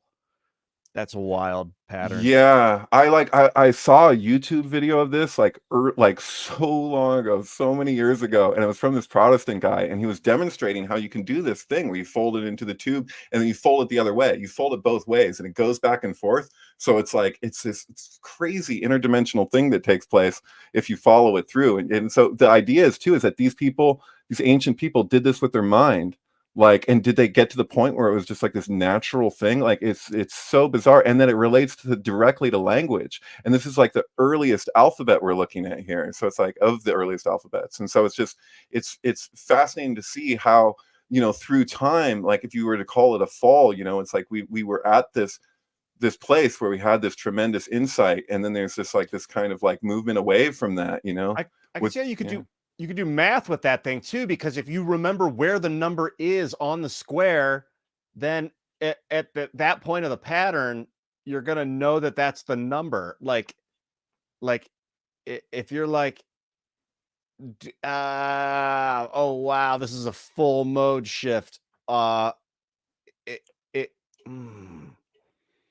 I'm just visualizing the pattern like flowing 1, 2, 3, 4. Like if you're just picturing a line flowing through the 1 through the 2 through the 3 through the 4, 5, 6, 7, 8, 9, 10, 11, 12, 13, 14, 15. It's like that shape is memorizable. That is a shape that you can do forward and then you can do it backwards, 16, 15, 14, 13, right, and memorize it and memorize where every number is on that pattern, so that if you need to recall the data, you know where it is. So you've got like spatial representation of numeric value, which could be transposed into doing math. Anyway, maybe that's where like psychedelics are like really valuable when you're transcending like logical concepts or like predetermined notions. Right. And this is the thing, is it's not putting it aside to it's like one time I saw in front of a church that's actually like Andreas in SOQUEL, there's a church that said, what was it? Fuck. It was like they're talking about the guillotine of truth, and it was faith. Faith is the guillotine of reason. And I was like, what the fuck? Are you serious? Like, because I'm like, dude, like faith, as far as I'm concerned, as from my understanding, is like what carries you when reason has reached its limits. So it's like you reason something out as far as you can go. You can recognize paradoxes where the thing falls back on itself. It's like this Ouroboros. But I see the faith as the thing that transcends the thing. But there's no like shortcut to that. Like you got to reason something out. You don't put reason aside and accept something on faith. Yeah. Like if anything, that's like the antithesis of faith. Right. Which in the Bible, even it says like test all things, hold fast to what is true. Right. Like you're supposed to use science and math. But this is also the funny thing is modern secularist religion or spirituality and like what is good for you and trying to connect with people and where they're at. You can see it's not really accurate. Like if you've done, so I was gonna say earlier, if you've done DMT, like you go into a world of geometry and math and numbers, and it's basically if you don't know the language, you won't understand what's going on in that world. But I'm sure if you were a Kabbalist in the 1600s and you're really good at geometry and math, you just understand what's going on. You're like, oh, I get it. Like this is what this means, essentially. You'd see shapes distorted and be like, that is you'd relate it to your own behavior and why my life is suffering. You can see like the patterns distorted. Even if it's like you're like, I saw some shapes versus somebody's like, I saw a dodecahedron and then I saw like a Metatron cube. Like you're already in a better spot if you know what's going on to that degree, right?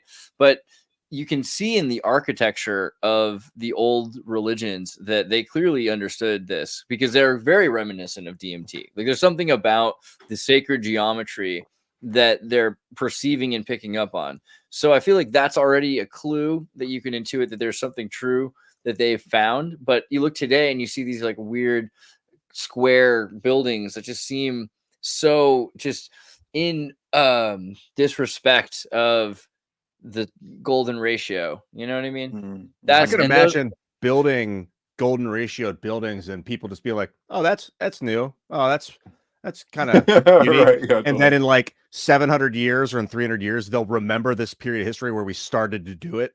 Yeah. Right. Well, there's actually Winnie the Pooh is the original book was specified by what's the author of Winnie the Pooh? You must know Andreas. A. Milne. He specified that the book would be according to the golden rectangle. Right. So it was like and now we're 6. Right. Now we're 6. But yeah, I think we're heading into a time also like the cool thing about Tartaria and like this idea of like ancient civilizations like Atlantis, that they were the idea of an ancient advanced civilization that built architecture in accordance with nature, that in that harmony we're able to find safer function, right? Like if water's going around the city and it's being used in a water wheel that's producing electricity and we're living in some sort of balance with nature, that's something we've lost, right? We're not trying to do that at this point necessarily. I don't know. I feel like I've always resonated with the idea that Atlantis is like a spiritual dimension that was like as though it were another place that we would go to that connected us and all kinds of things. Well, I mean, but I just mean even like in the physical sense that these kinds of architectures that are in it helps the way we build things. If you build it to be a golden ratio, like if you build a square building at the ocean, waves will hit it and eventually it will be damaged. Whereas if you follow the curves and you make some sort of weird curved thing that doesn't seem square, but it follows nature's path, it'll last a lot longer, right? Right. Like you can't just make a wall and expect it to constantly being hit all the time and expect that to last forever. And that's what a lot of our thinking is. But it looks like in the past, people used to build cities. Okay, the river's coming through here, so we're going to build our city next to the river. We're going to add a water wheel, and then that creates this ecosystem, bees and birds and flowers, and all that. I wonder if you could build golden ratios in and out of walls to break erosion, like extra dimensional ratios where it's not just curved wall. Or like I think so I have a friend who's a Freemason who he built his own house, and the structure of it, I can't fit, like looking at it, like it's very stable, It's well done, but it doesn't feel like it should work. You're like, that doesn't look like it's like they have these little tricks that they do, and a lot of them are based off of like sacred geometry type stuff. That it's like, wait, how is that? You were saying that you thought Atlantis could be like a spiritual dimension. Do you think? Because like I was just told by Corin Nemec, who's he's Freemason, and he was like the king's chamber, these tombs in Egypt were sensory deprivation tanks. They'd get in these sarcophagi with there's an argument for that. Yeah, there's never been a mummy found in an Egyptian pyramid. They're in the Valley of the Kings, and so they actually, when we had to blast into the Great Pyramid to get to the halls to get to the king's chamber. And when we got there, and the sarcophagus was sealed, and we actually, like, it was weighed tons, and we had to push it aside thinking we were going to find something inside of it. And so the story goes is that it was empty. Who knows? Maybe somebody took whatever was in there and took it elsewhere. But there's a beam that moves through the king's chamber through the course of the day. They actually have a recreation of it at the UN for Lucis Trust. So like where people will meditate in a room on a single beam moving through the room, but it's actually modeled after the king's chamber because there's this shaft. And so like tourists will watch this light move through, and apparently it makes contact with the king's chamber. There are those who have speculated that it was used as an initiation rite during Venus eclipses, which happen every 100 years, twice within 10 years of each other. Or also to shine, to make ormus, like using lenses to shine, to make, like powdered monatomic gold or weird stuff, right? Or hit mirrors and light up the whole chamber super bright. Yeah. And then, or maybe wake the guy up who's laying in the sarcophagus when he's in a deprivation state. But if he's covered, then you wouldn't see the light necessarily. But then they would like go, they'd vibrate the room, and they'd have these like psychedelic trance, like when your spirit dances across the unit, like the transcendent consciousness, astral project. Yeah, your spirit would project, and then I wonder if they would be able to communicate with other people projecting at that moment. Because you're like, if you're tapping into a spiritual realm of Atlantis, I wonder if that's resonant from what they were doing at that time, that they were in that realm so much that they're still available to, like, the spiritual memory or the sensory memory is still available. Because I never really thought of Atlantis as a spirit. I always just thought of it as a place, like a building and a thing. But like the Donovan song, right?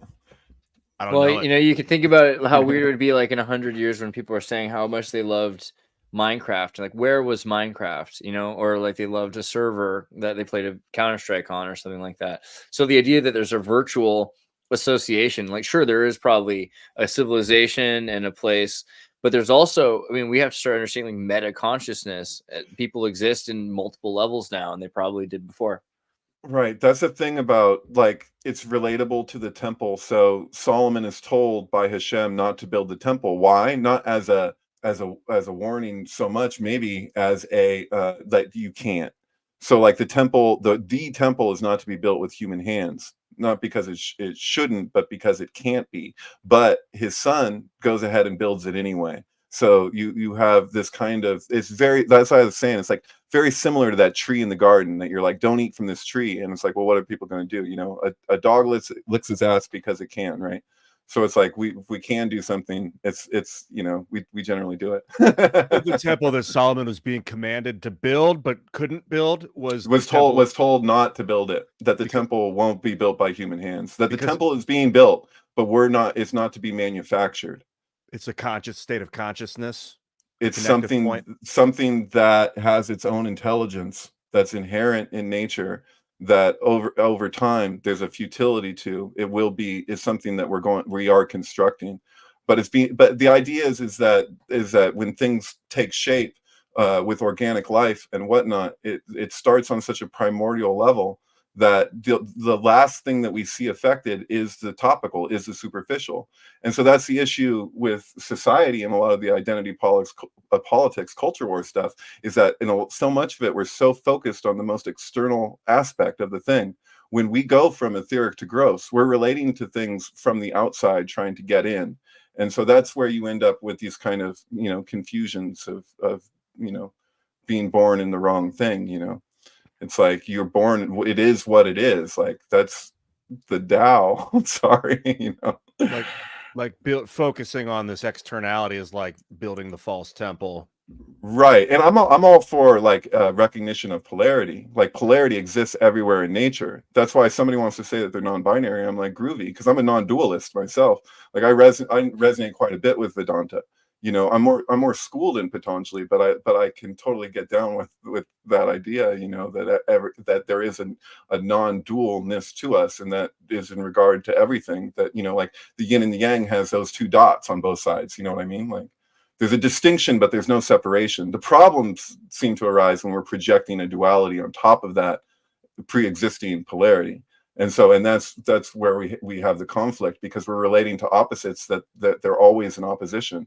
Opposites aren't always in opposition. That's why you're having a debate with somebody and you're expressing a corollary, and somebody may react to a corollary as though it negated what they said. It's like that when you're having a conversation, you say but. So if you're like, somebody says something and you're like, yeah, but, it's like if you say yeah and, they may not notice that you said yeah and, but but that's the thing. If you want to have coherent communication, you kind of have to acknowledge that we exist with paradox, you know. Yeah. Yeah. Like if two dudes in a room are standing across from each other, you might say they're standing opposite each other, but they're not in opposition. Right. Not until we project that into it. And the power of our imagination is extraordinary. You know, our ability to project and what we can create with our minds. Like, you know. Did Hashem tell Solomon specifically, like what did he tell him about the temple? Did he describe it? I hate to paraphrase the Old Testament, but yeah, he basically they describe it later in First Kings when it gets built. So there's a lot of description, along with the temple incense that we know contained acacia. There's indication of DMT in the temple incense that they were, you know, and it's related with prophecy too. So you have this whole ritual, you know, that's so involved that it describes. But it's like that tree. It's like they're told not to do something. He's literally told not to do it, but because he can't, because it's not really doable, because the real temple, it's like, it's just communicating that but we're gonna build it anyway. And right, they're supposed to have tabernacles, they can have tents, but they can move them around, but they're not supposed to cut stone. If they cut stone, they've defiled it immediately. As soon as you've cut the stone, you've defiled it, right? Right. This is also symbolic, of course. Like they were the 40-year thing. Why do it have to be 40 years? Because that's mem. It's water. It has meaning. I think there's a little bit to it on the net practical side too, because you have a generation of people that are completely forgetting Egypt. It's a cultural erasure of Akhenaten and everything else. Right. It's also non-localization. It's being okay with non-localization, and the ego works the same way. It's like, that's why I say it's symbolic. It's symbolic of so much, and it's also some symbolism in practice, theoretically. So it's like, you know how like you have all these thoughts in your head, and then there's like the me thought, and the me thought somehow takes precedence. It's like normalized in society that's like a really significant thought, and we contract and expand in relationship to that thought as though it was more than a thought. And so like if you have a real threat, like if a fucking saber-toothed tiger is coming at you or whatever, you know, you jump out of the way, like that's a good instinctual reflex. But we create threats where they don't actually exist because we see the ego as something that's vulnerable, but that's because we imbue it and we give it that strength. And so that's why in Hebrew you have like Oz and On. You have the strength that's the integrity of the thing, as in Yakin and Boaz, the established in strength. But then you have, you know, the alternate version of that, which is like in Heliopolis, there was the rabbis that actually like were, you know, they were there with the Egyptian mysticism. So like a good Kabbalist will be okay with if you have the idea that this came from Egypt. You know, there's no cause for offense in that, because if they really are deep into this, they actually believe that this isn't something that anybody really owns in any real sense, that this is actually what it's pointing to is just what we inherently are. So where is the problem? You know, it doesn't always have that tribalism aspect to it, or wanting to take claim. Like the same thing goes for the Sumerian texts, like the Epic of Gilgamesh or whatever. If you're a religious person that feels threatened by the Epic of Gilgamesh, that's all the more reason why you should read it and look at it, you know. It's like, yeah, like it's like acknowledging that algebra was made by the Arabs. Like that doesn't mean you're not gonna, that's not, you don't even have any animosity towards anyone, that even if you're, well, there's religious, spiritual, all this stuff. Like it's such good data that it doesn't matter who created it. It's similar with this. If it came from Egypt, if it came from the Jews, if it came from how far back, it almost at this point, it's like it's so valuable that it's the Jews. I say like algebra, right? Because it's the Hebrew. That's what algebra means, arguably. You know, the Hebrew. That's interesting. I never heard that. Yeah. It's like because like the earliest versions of also alchemy, right? Alchemy means the chemet, the study of chemet. So it's from the African studies. Yeah. Yeah, but isn't chem? It's Egypt, right? It's like science. Yeah, well, Egypt or something. Yeah. Egypt, or just it could also just be. We don't know. It's so much. It could be much more ancient than Egypt. Egypt is the after the Nile irrigation changes. So there was a connection to the empires of Eritrea and Ethiopia and like wherever Liberia, the empire that is in Liberia, and Egypt. And Egypt was a much like the pharaoh was a single family that was part of a much larger empire. And there were river systems that crossed the Taban Reset. So the entirety of Africa, also, this all was a lot more recent than people think. You know, Randall Carlson and everything, talking about cataclysmic changes. Ian talking about not everything happening annually in the nice flow of consistency, but sometimes just crazy things happen. So probably within the last few thousand years, or even more recently, there was far more water in North Africa and in parts of Egypt. And so the idea also that people were so far removed and isolated is illogical, because they had the capacity with boats to get across. You know, Isabella Live 2.0 says, "Love you guys, love you too, love you too, bro." Isabella, you too, bro. Live 2.0, welcome back. Yeah, welcome forward. Interesting. I wish I could read super chats. I wonder if I have any on my channel. I'm co-streaming over to my channel. I'm going to go over to my channel and look. Next time I'll stream it to Rumble also. Yeah, I've been doing Rumble. I like Rumble a lot. Rumble's pretty great. Love you guys, Rumble. I like Rumble. And X, do you ever stream to X? I'm streaming to X right now. Yeah. Here, I'll put on a little background here where we look at the comments here. If you see something that we can pull up, Atlantis was before us. Let's bring it to Lemuria. We haven't talked about Lemuria much. That's a pretty important thing. Mount Shasta, clearly.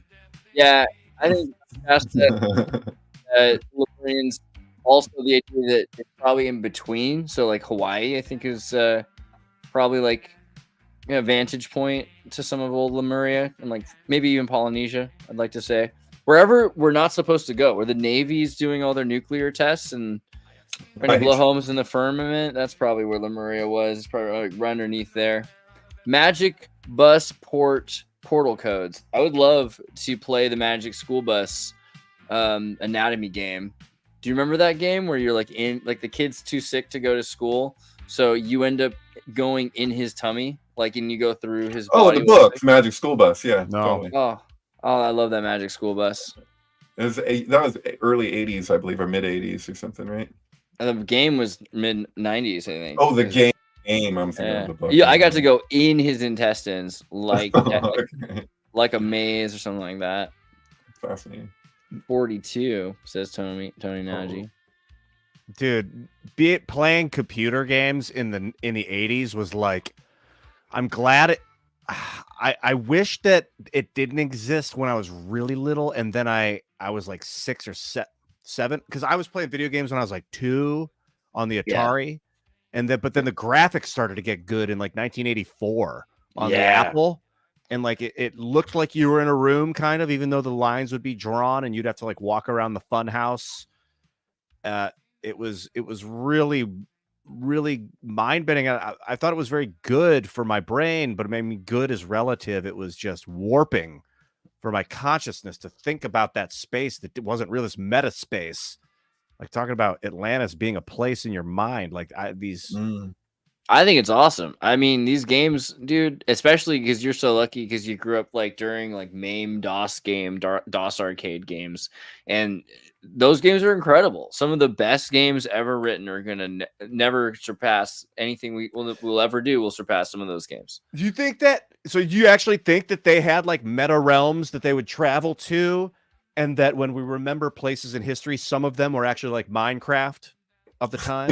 Yeah. Well, I mean, It's like it's funny if you're talking about like those ancient writings, like they're written in a completely different way than anything that we have. So first of all, there's songs too. Like it's all meant to be sung, and we don't really know what that sounded like. We can only guess. And then also, like I was saying, it's all mathematical. And then you have like even the Odyssey is like a song, you know. And it's like you're going to tell people the history. You're going to tell for the generations to know what it was that happened. But it's like it's all your way that you want to articulate it. And so like Hebrew's crazy because it's like for every word you have like 20 to 30 meanings. And so if you're going to like actually like read the Torah, like you're looking at it from in so many different ways the whole way along. It's like it's not the same experience. And still, like even from that, like you can't know whatever the hell that was like for them. Like what If you you know get what in I a mean? clear, like a state of mind where you're meditative and like no thoughts, does it translate in a clearer way? I mean, like with Bereshit, they say you should be able to get it all from the first letter. And if you don't get it from the first letter, the insight, the meaning, then you get it from the first word. And if you don't get it from the first word, you get it from the first 42 letters, because the 42nd letter of Genesis is the first letter of the four klipot mentioned. So it's like, and the earth was void, you know, without form and all of that. So it's like, there's like the shells or the husks around holiness, like the first mention of them is like the first 42 letters. And so there's a 42 letter name of God that's derived from that. And there's a 216 letter name, which is derived from 3 chapters in the book of Exodus, where Moses is standing at the Red Sea and he has this song. And the song is made of three verses that are all 72 letters each. And so 72 plus 72 plus 72 is 216. So the treatment of it when they actually read it, this is so bizarre. Kabbalists, not just rabbis, but the way they treat, there's a working you can actually do with that, where the first verse you actually read right to left. The second verse you read left to right. So for Hebrew, that's backwards. And so Oh, sorry to interrupt, but that's reading those 16 numbers on that square was. You went, the first half was in one pattern, then you went back, you went the opposite direction for the second half. Exactly. You got it. Yeah, totally. Here's a comment on Ian's channel right now from Couch Squad 92. Great topics. My mind is spinning. Yeah, that's exactly what we're talking about, is spinning consciousness. So you say you read the first half of the Torah. It's 3 verses that are in the book of Exodus that are called, it's like 72. It's a triplet of 72. And so the last verse you would then read left to right again, which is normal for Hebrew. So you're reading it in both verses. It's Shem Hamephorosh, right? Shem Hamephorosh, right? Is this right? The Tanaic name and the Tetragrammaton. This is supposed to come from the 72, the thrice 72 name, or the 42. There's 72 names, yeah. But this isn't just a name. This is actually like something that's actually it's a definition. It's a definition, right? Yeah. So it's referenced in Pi in the most like extremely occultly satirical way. So like when the rabbis are after it, and so are the people who want to use it for the stock market, it's communicating something about, like, because he's like, you already have it. He's like, it's not the number is nothing. It's what's between the numbers. What he says is the syntax. So it's like how you arrive at it. So the idea is that he's arrived at it in this direct experiential way where it's not just a number for him. Because when he learns it, we see it as like, oh no, he got rid of the number, as though there was anything special about the number. But the fact that they chose 216 is because of Gevurah. So they're after a fault. But that's what's content. Okay, yeah, but that's the thing. It's super contentious, because what he's saying is that the rabbis, because the rabbis are the ones who are chasing him the whole time, and the rabbis are the ones who are trying to find. One group is trying to give him technology so he can have access, and it's for Wall Street. And so it's one side. Let's go back to the Sephirot for a second, right? It's one side of the Sephirot, because you've got a group that are all empowered and they have all of the knowledge. Where is it at? Hold on. They have all the knowledge, so they're not really thinking about what to do with it. And there's another group that has wisdom, right? And so he's in the center of this. The group that has wisdom doesn't have the name of God, but that's crazy, because the whole idea is that we have the name of God. Right. No, I'm sure you've written down every 216 number. You've intoned them all. And he's like, but it hasn't got you anywhere, because you're looking to something to be this thing that you already have. So he's like, I got it. I understand. He's actually, with him saying that, he's telling them that you have it too. They don't understand it. They want it because they think that it's like something to like accomplish or arrive at. Like it's, if anything, it's the opposite of that. Like that's the nature of like humility. Like you don't get humility without humiliation. Like it's dignity and humility are the exact same thing, and they don't oscillate. They're just what they are. Pride and shame, those oscillate all the time. Like you contract and expand in relationship to what somebody says about you. Like I was saying, like the me thought thing. So that's like, because there's like a stand-in for us. Like if there's an alien here, like they're already here, because it's fucked up, man. Like I don't know if you ever had like an experience where you like actually go like into your, for lack of a better word, like energy body. Like if you just feel that energy, and like when the mind comes back, like this can happen with sleep paralysis, where if it's lucid, if you have like lucid sleep paralysis, and there's like when you come back to, there's something, I don't know if you guys have experienced this, but there's something fucking terrifying about the voice that's like that you're so accustomed to. It's just it's your ego or whatever, but it's like a mental model of yourself, and it's like there's another present, because the consciousness, the ultimate identity doesn't have all the attributes. Like it's beyond attributes. Like it's just energy. So it's like it's non-localized is I guess my point. And then once it's localized, there's something fucking initially terrifying about that there's like somebody else here. So I think there was like there was I think it was a Rob Asher movie, the guy who did Room 237. Like he went on to do like a documentary called The Nightmare. And like I've had a lot of lucid sleep paralysis like throughout my life. Like if I sleep on my back, I almost always have that. But like it's like this is supposed to be like a horror thing. And I'm like, you guys, like I'm watching him interview all these people and they're talking about their sleep paralysis. I'm like, have you ever let go into it? Like just like really let go? Because it's like your breathing will become super elongated. It's like these really like so refined and so relaxed. And like you can just like it's I think the fear is that people think they're going to suffocate, that they're not getting enough breath. But I think that's like it's like pranayama, but it's like that's what I think we do it anyway. I think we get regenerated in the night, but we're generally like not lucid through the process. And I think it's a short process, but with like if you do it lucidly, you can kind of elongate it, which is probably what samadhi is in the first place. In fact, that's what Baba Hari Das used to say about samadhi, is that it's actually something that everyone experiences in the dream cycle for a brief period, but they do it consciously. And the purpose of lotus is just so you don't fall and hit your head when you when you go into paralysis.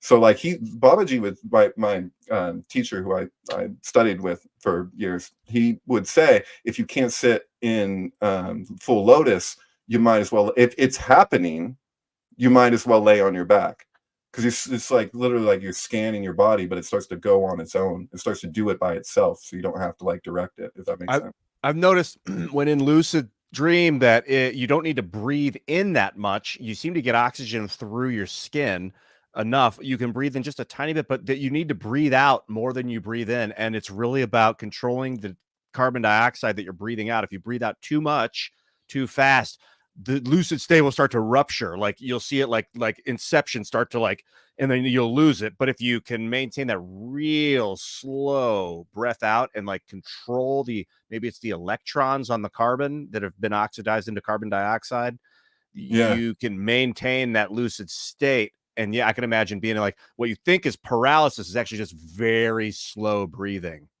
Right. You'll experience it as paralysis when you try to move and you can't. That's why they call it paralysis. But if you're not trying to move and you're just like letting go into it, that's not, it's strange like that. But I think it's just that the processes of what's happening in your body, it's like there's something that's like a release that allows for like more rejuvenation than you get through the rest of the sleep cycle, Probably like an autophagy or something, because if you're not like when I go into that state and I don't breathe, they'll be like, Ian, are you okay? I'm like, yeah, I'm taking one breath every minute, like real slow breathing kind of thing, or like every 30 seconds I'll do a breath. I think my body starts to eat itself, like it starts to lose, for whatever reason. What would be the justification, the rationale for that that you're starving certain cells of oxygen, and it's taking oxygen from what it doesn't need, and then Sure, it's like a whippet. And actually, you'll what I don't know if you've experienced this, but what will happen with me is there'll be a tone that starts. I have this really elongated breathing. I'll be laying there, and I'm like asleep. It's like being in between, kind of. But it's like there'll be like a tone that starts. It's like whoa. I don't have that, and I don't. There's like a point where I don't even know where I go or what happens. But it's when I come to. I'm just full of energy. Like it could be, this could be the middle of the night, and I don't know if that was happening for like seconds or like an hour or what, but I'll feel like I can run a mile. Like I'll wake up like full of energy. that's rest and sleep are different. I noticed that. Like you can go to rest state. I did experiment laying on my back like this with my arms up because it opens up the diaphragm, and then digestion kicks into gear. Your stomach will just gurgle, and then it gives you better rest. Like you can fall asleep for 3 minutes, and when you wake up, it'll be like you've got an hour and a half of rest. Kind of state. Dig it. Yeah. Who was it that they said? Andreas probably knows. Who was it that used to go to sleep in a chair holding a ball or something? And it was like when the ball would drop, he would wake up, and that was his nap. Salvador Dali would have a key, and he left it over a plate, and so it would fall out of his hand. It would wake him up, and that way he would just get REM states, and he would get multiple REM states. And people thought he was crazy, but the more REM states, the better, right? That's the deal. I feel like it was like Galileo or something, but yeah, him too, probably. Maybe that's an interesting concept, because as soon as you hit that state of like total relaxation, you can kind of that is a good start, I guess, to wake up. You're like, you did it. You're like, you got what you needed. Now it's time to move on to no. But you could also do it over and over again. You like buzz yourself, and it doesn't quite wake you up, and then you fall back asleep, and you do it again. There's what's the name of the guy who is a transhumanist who electrocutes himself while he sleeps, and he's trying to like de-age himself. He's supposed to think he's like 10 years younger than his body is or something because of all the tech he's doing to himself. But electrocution while he sleeps is apparently a big part of that. Dude, I love that. How you were saying, David, you hear that sound, that like real. Yeah. I hear that too sometimes. I think it's always there, and it's just a matter of are you tuned? Can you tune in to feel it? Totally. I dig that. That it's underlined. It's kind of like you don't notice. It's like kind of a reversal of that, but it's like you don't notice. There could be could be television static, just like going for the longest time, and you don't even know it until somebody turns it off. And then you're like, whoa, and then you realize that you've just been sitting there with this. It's like you become so accustomed. So it's also kind of relatable to that idea that like, it's a Krishnamurti idea that it's no measure of good health to be well adjusted to a profoundly sick society. You know what I mean? Because it's like if you adjust to something, if you're adapted to something, it's not always necessarily healthy. You know what I mean? It's like, yeah. What are you adapting to, I guess it's like a desensitization method to survive the 3-dimensional realm. Like make sure you get enough food so you get your body fed, and then but there must be a reason that we were able to do it before. Maybe that was just this is it. Yeah, because I think what it is that we used to just be that way. That's like when you talk about like Eden, like the Garden of Eden, that everything was just like it's describing this place where we were in this state. And like that state was ecstatic, because maybe it's that our natural state is actually ecstatic. Like if you think about it, like when generation, like what is sex? Like sex is a directive of energy, but I personally don't believe in like multiple energies. So like even if somebody says somebody has bad energy, I feel like there's contractions and expansions in relationship to this one energy. And I don't even think that it's like exclusive to us. Like I think it's actually something that's like shared. Like that's the thing about like life itself. Like as Kant would say, like the thing in itself. I think that's actually completely impersonal. And like our relationship to the personal is because we take the distinction to like be like there's a fear that we're separate, but we're not really separate. We're distinct. So like that's like, but we don't quite know how to reconcile that with our minds. So it's like we kind of fill in the gaps and project on top of this thing. So it's like that's why when you say like that sound, that tone is like pre-existing, like I totally jive with that, because I feel like we've just covered it up. It's like what's hidden beneath, it's like that's I wonder if there's other things between us, like in like dark matter, some forms of things that we don't perceive on purpose, that so that we can observe the distinction. Right. Totally. And so that's the thing, like with the idea of like the shadow beings or whatever that are associated with sleep paralysis. Like I've totally seen that. I've felt that, like an entity that you're like, but I think it's what we're living with all the time. And that's like the crazy thing is it's like Invasion of the Body Snatchers, like they're here already. Like to me, that totally like speaks to the Klepo, like the husk around the emanated flow that like suckles off of it and is trying to get something from it, but it can't, you can dam it, but you can't stop it, like the emanated flow of life, like what life is. Like you can make restriction, but eventually it always wins in the end. Like that's why, like when speaking to like evolution, like I think that this is just this futile thing that's just going to happen, and we in our minds, we want to develop and manufacture the thing that's going to continue on for us, and it's just like it's like our own hubris. Like it's you know, but it's also teaching us by us doing that. It's part of the process too. You know, that's the paradox of it.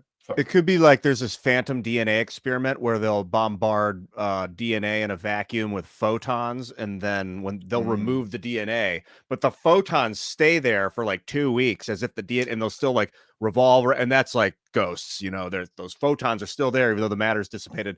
And I wonder if you scale out and look at our planet and our system from a far distance, the DNA is just all everywhere on Earth. Like if it's far enough away, it's just going to look like a platter of DNA. Like you're not going to see the individual spots where it's actually at. And so the photons are just there. And that's these essences is like the memory of the whole of the surface DNA is like contractualizing these photon clouds, or this, I don't know if it's not necessarily plasma fields, it's photons in the experiment.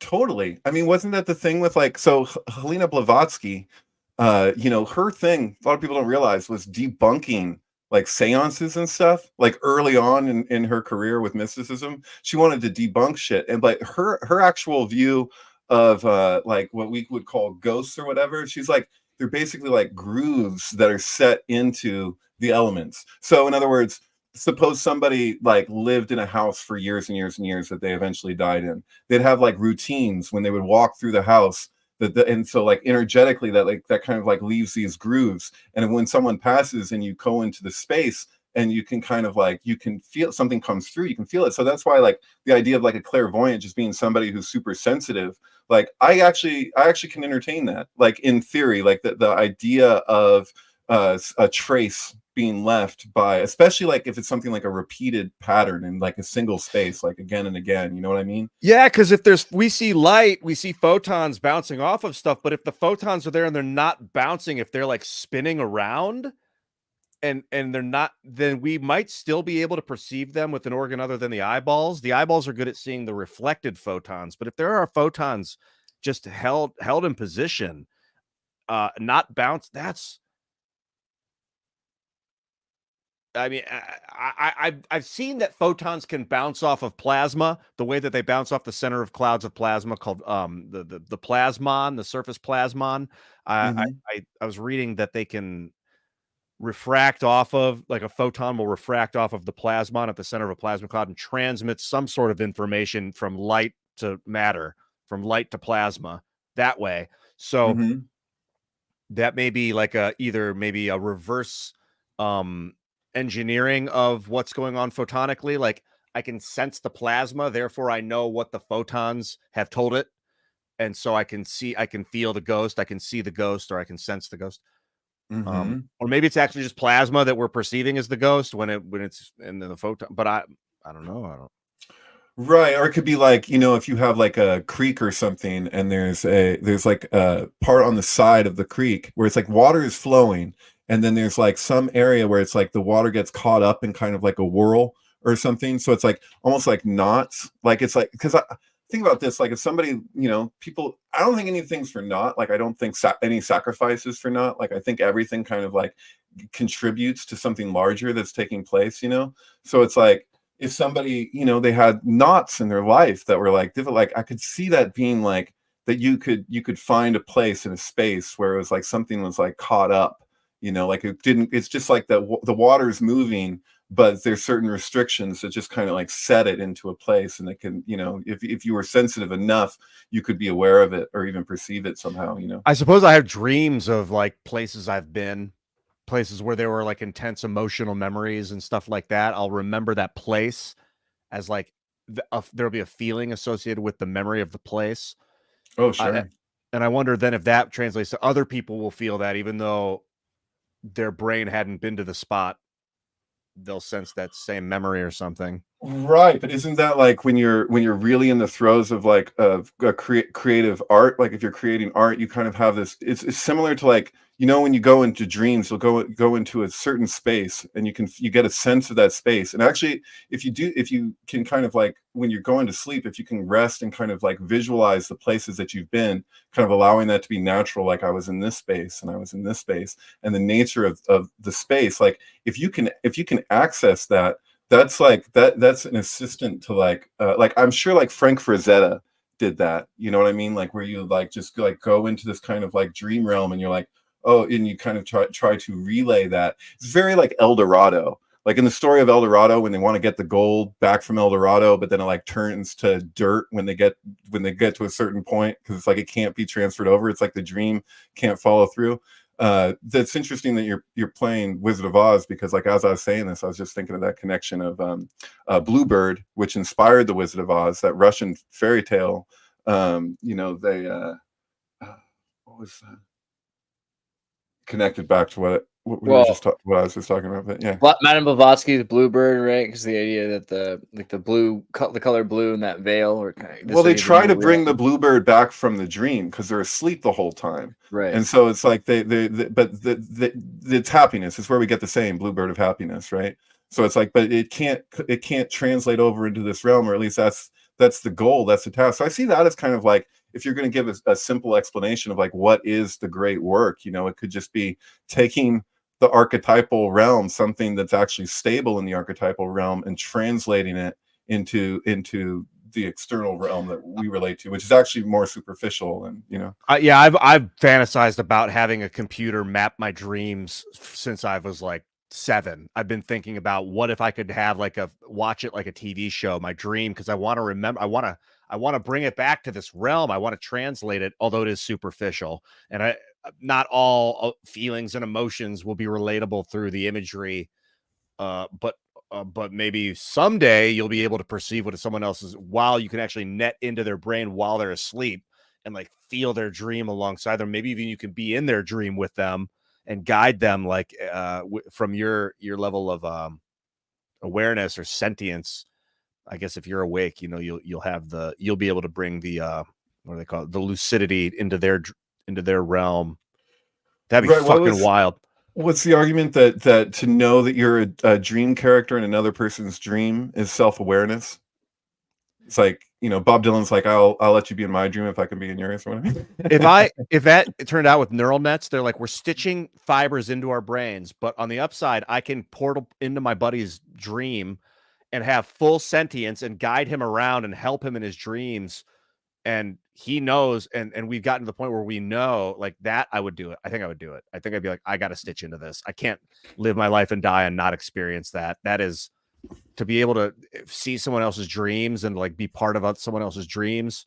I mean, maybe that's what this is anyway, what we're doing right now, but it doesn't feel like a dream. So like a place where we know it's a dream, but then maybe you could portal into someone's dream where they don't know that you're in there through a neural net. And then it's like, why? Right. I mean, I feel like sex is as close as we get to ending duality on the physical plane, but it only goes so far. And it's like you get as close as you can, and then you're in a separate body, but you never were really not in a separate body. But I think that it's possible to like dream fasting, like in the Dark Crystal, like that is a capability that we have. I think we're far more psychic. Like I was saying earlier, I think we're far more psychic than we realize. And that's like part of like a larger repression, you know, of like, what do we think we are? You know, we have ideas about ourselves. I think those get in the way of what we really are, you know. What is dream fasting? Have you ever seen the Dark Crystal? No, where like parts of it. a long time Okay. ago. Well, there's like the Gelflings they meet. They're like the last two Gelflings met, and they dream fast together. Like she gets a full download of like his childhood and life and where he's at, like all of his conception of himself and his life path. And then he gets the same from her. So they both like kind of like hold each other and then just like get a full experience of like what the other person experienced. And then so that's like how they meet. Even if I could just, that's awesome. If I could just record my dreams with a neural net and then like watch them and remember, that might be like enough incentive to get stitches in my fucking brain. I can't. Oh my god, dude! I There's a movie about that. I was trying to remember what it was on Sync Tank. Maybe somebody listening can tell me. But there's a movie where somebody's doing like a dream research project. Like they volunteer to participate, but they don't know what it is exactly, and they have to like uncover it. And then it turns out that they've been recording the people's dreams that have been participating. But it's like this really kind of like, you can't completely make it out, but you can get a sense of it. Is it a TV show or? It's a movie. It's like, I think, some crazy indie film, and it does get really fucking crazy and deals with shadow people and all kinds of crazy stuff. Is it the Strawberry Mansion movie that came out a while ago? No, it's really dark. It's really dark and kind of fucking scary. Kind of. Strawberry Mansion was pretty cool, but yeah, I don't know which one you're talking about. Have you seen Strawberry Mansion? I started. I didn't finish it. Sorry. Yeah, it's a cool idea though. Like product placement in your dreams, like it's pretty terrible. Kind of reminded me of The Little Prince. I do like The Little Prince. That's a good just movie. by looking at that reminds me of the dude standing on the floating thing about ready to catch a comet. The Little Prince is based. I love Little Prince. That's the best one. He would catch comets with his net and fly from planet to planet. Dude, he loves that rose, and I don't know. I can identify with Little Prince. Le Petit, what's it called? Le Petit Prince. Le Petit Prince. Okay, I'm all right. I was making sure. Le Petit Prince. Prince. There you go. All right, I like it. I think I'm about to wrap. Yeah. Do you guys have any other things you wanted to bring up before we shut her down? Pretty cool that we. That was a great conversation. That's pretty cool. Yeah, pretty sweet. I'll check the comments real quick. If anybody, Dreamscape is crazy. Minority Report. Somebody talked about Donald Duck earlier because of that comic book where he does the Inception thing. He-Man came up, and somebody said He-Man and what was it? He-Man and She-Ra were a power couple. According to the story, I'm pretty sure there's brother and sister. So unless you're going for some weird Caligula thing, yeah, Tila was his woman. I would go with Tila. Yeah, something like that. That's the Trinity: protons, neutrons, electrons. All about protons and photonics, or protons and phonics. But phonics isn't a word. Okay. Well, wait, were they talking about He-Man? Because I brought up Frank Frazetta. I don't know, because He-Man was based off of Frank Frazetta. That's how that was like the whole conception of the thing. But yeah, that could be a thing. We should do another thing sometime more about the Wizard of Oz. That would be cool. And yeah, I'll talk about the Wizard of Oz for fucking hours with you guys. Sounds great. Yeah, sounds fantastic. Sweet.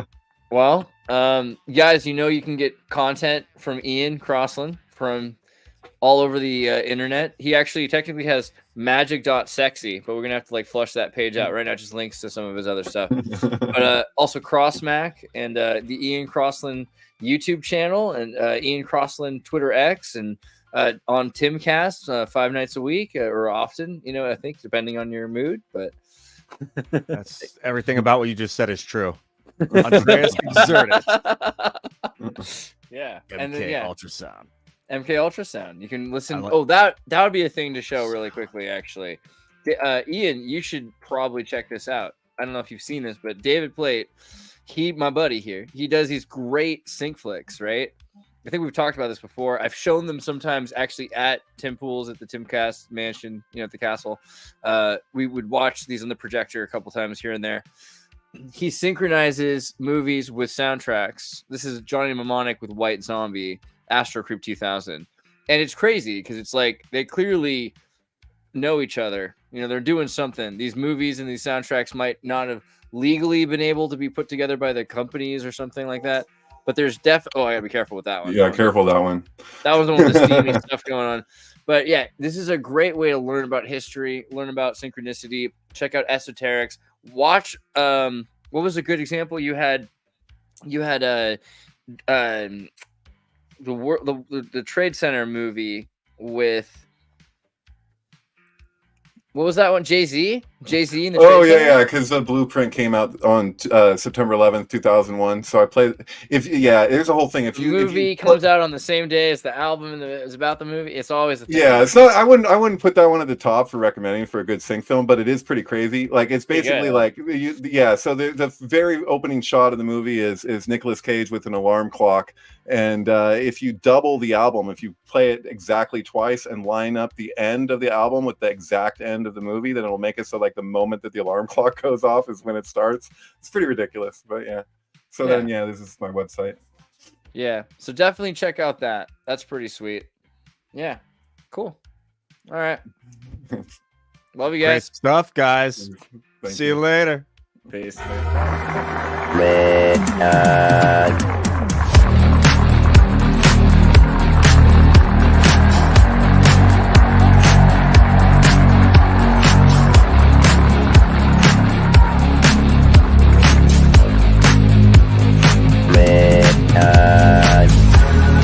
The world is very different now. For man holds in his mortal hand the power to abolish all forms of human poverty and all forms of human life. Begins a very special time of the year for us. It's the time of peace and reflection. One thing we should all be thankful for is that we live in America, where we have the freedom to change things and the opportunity to grow.